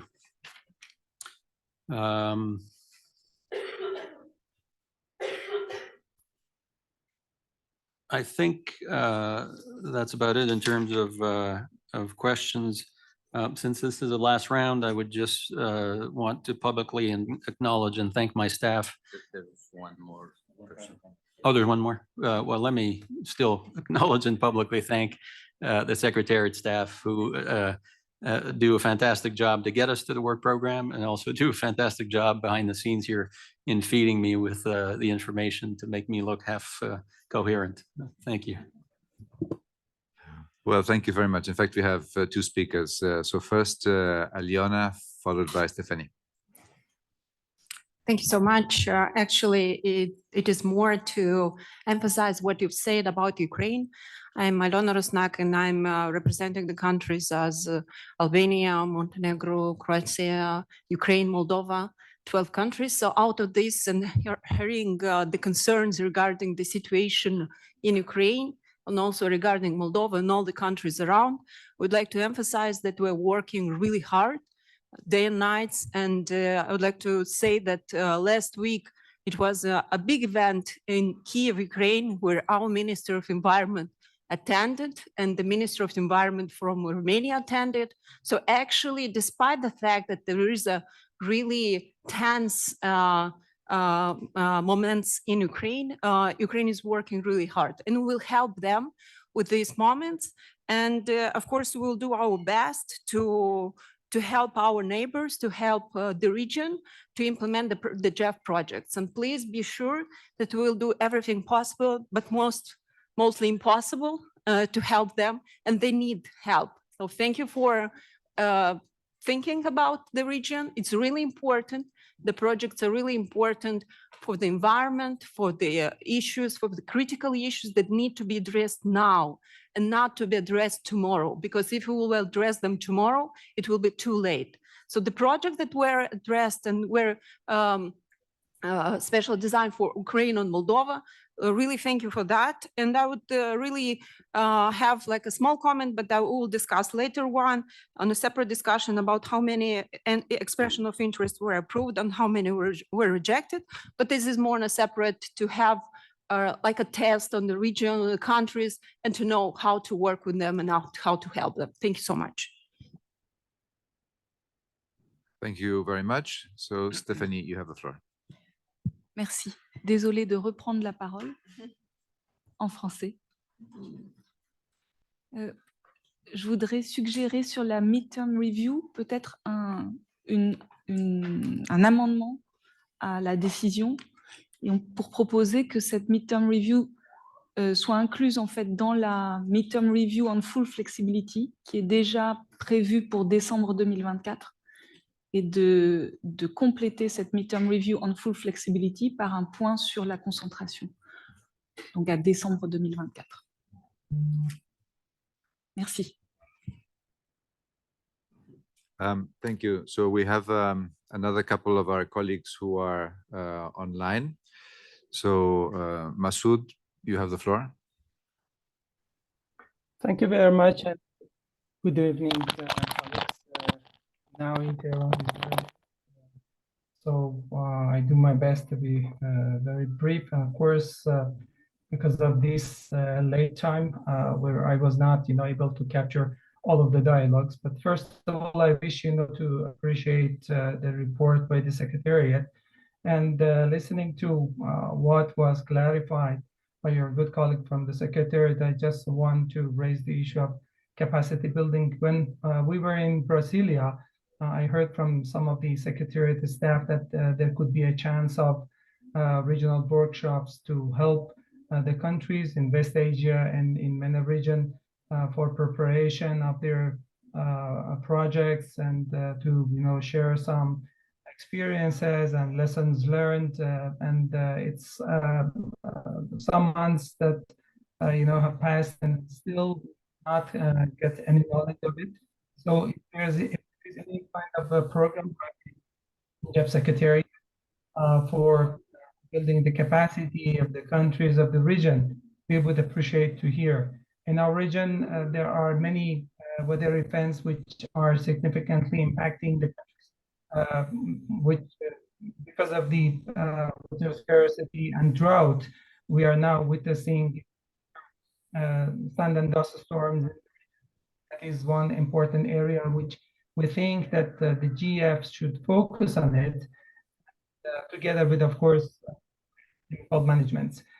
And one other area which I want to take to raise opportunity is the share of SGP in the activities of the GEF and also our national projects in this respect, that Iran has requested a share of at least 20% for its SGP program and activities.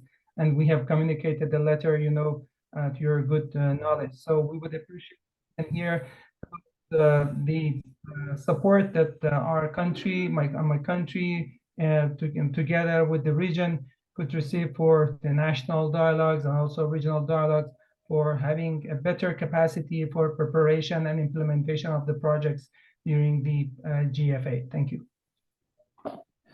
Thank you very much. Victoria from Austria, please. Thank you, William, and sorry for coming in so late. So our constituency welcomes the preparation of the work program covering all areas, in particular the section on policy coherence. So we are pleased to hear that the GEF Secretariat is considering to keep including such a section in the future. As others, we are highly concerned about the concentration. Thanks for the explanations that were provided on this issue. We would also like to support the suggestion by Germany on having a midterm evaluation on agency concentration. So really looking forward to hearing more and to seeing the small trend that we see in this work program continue in the future and become even bigger. I also have some specific questions on IPs. We have shared those with the Secretariat in writing. I would just like to mention one IP on sustainable cities. We're a bit worried that we have not received more information and that we don't have a project framework document yet. So would like to hear the reasons for the delay of the sustainable cities IP, and we hope that that the success of the program is not jeopardized by this delay. And I'll cut short to one final comment. Going beyond the work program, we would find it very useful to have a general document that takes stock of the progress of all IPs from GEF Work 8 work program so far. So we're envisaging a stock-taking document that would show all IPs, all countries involved, the lead and co-lead agencies, the amount of grants requested, co-financing expectations, stage of implementation, etc. We found the presentation at the beginning very useful to get an overview, and we think that there will be much value in having a summary document for reference for the Council. Thank you very much. Thank you very much. I don't think there's anybody else on the list, so back to you. Thank you. I guess just a couple of comments to respond to. I think we can accommodate France's request to include concentration in the midterm review flexibility. We can certainly do both of those. I want to go back to a comment that I did not answer from India on the socioeconomic indicators. We do have a paper that will present the socioeconomic co-benefits that come from GEF investments and how we're looking at that. It is something that you'll see in that session. We are proposing to develop further, and to use now an overused term, this will probably be part of the GEF 9 results framework that will flesh this out even more. Thanks to Victoria. On the city's IP, we hope or expect to include it in the June work program.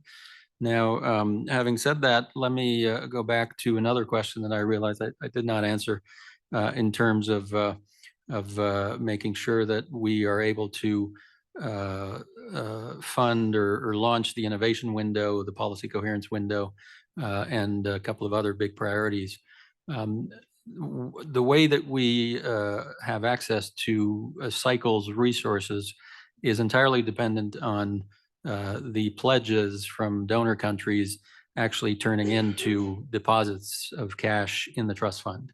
And we work very closely with the trustee on a yearly basis. And as we come close to the work programs or the council meetings, we get projections from the trustee on availability of resources. We have to factor in a few different things, but we try, and we've been very successful in the past years of being able to program every project and program that was ready, and basically also, quote, flushing the cash in the work in the trust fund so that we leave as little money unprogrammed in the trust fund as possible. This time around, as I mentioned earlier, we did not have sufficient cash to include the city's IP. We hope to do that. Obviously, it's a big priority for June work program. But I do want to manage expectations that at this point, the projections for the June work program are well below what we've had available in June of last year and at this work program. There's no number right now, but I don't think it will rise to the level of close to $1 billion. So we will have to also start to manage the way that we roll out the different pieces of the GEF 8 strategy. By the end of GEF 8, we will have hopefully 5.33 billion spent. So it's not a question of not having access to the resources, it's more a question of the rolling out of these pledges into actual available resources that we get permission to program from the trustee. And finally, I take note, and we will produce a stock-taking document for the June council meeting. Hopefully that will include the city's IP as the completion of the rollout of the IPs. It will have all the information and some analysis that council members have already requested. Back to you, Chair. Thank you so much, Claude, and thanks to all council members for their questions and interventions. Thanks to the CSO network, and to the FAO for their comments as well. The work program, without any doubt, is the ultimate joint effort of this great and beautiful partnership. And I celebrate to be here once more with a very compelling, comprehensive work program. So I want to thank you all in advance to ask for your indulgence and support for the decision that this council should have with regards to the document GEF C 64/04. I see no objections. Approve. Thank you so much.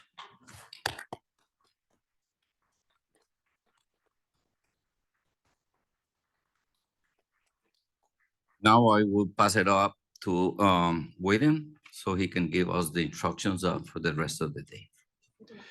Well, thank you very much. Lunch is now. I'm sure you're all looking forward to that. It's in the room just behind, and there's a spillover area out towards the escalators. And since we're finishing half an hour late, let's come back half an hour later, 2:30, please, as close as possible. Thank you. Enjoy your lunch.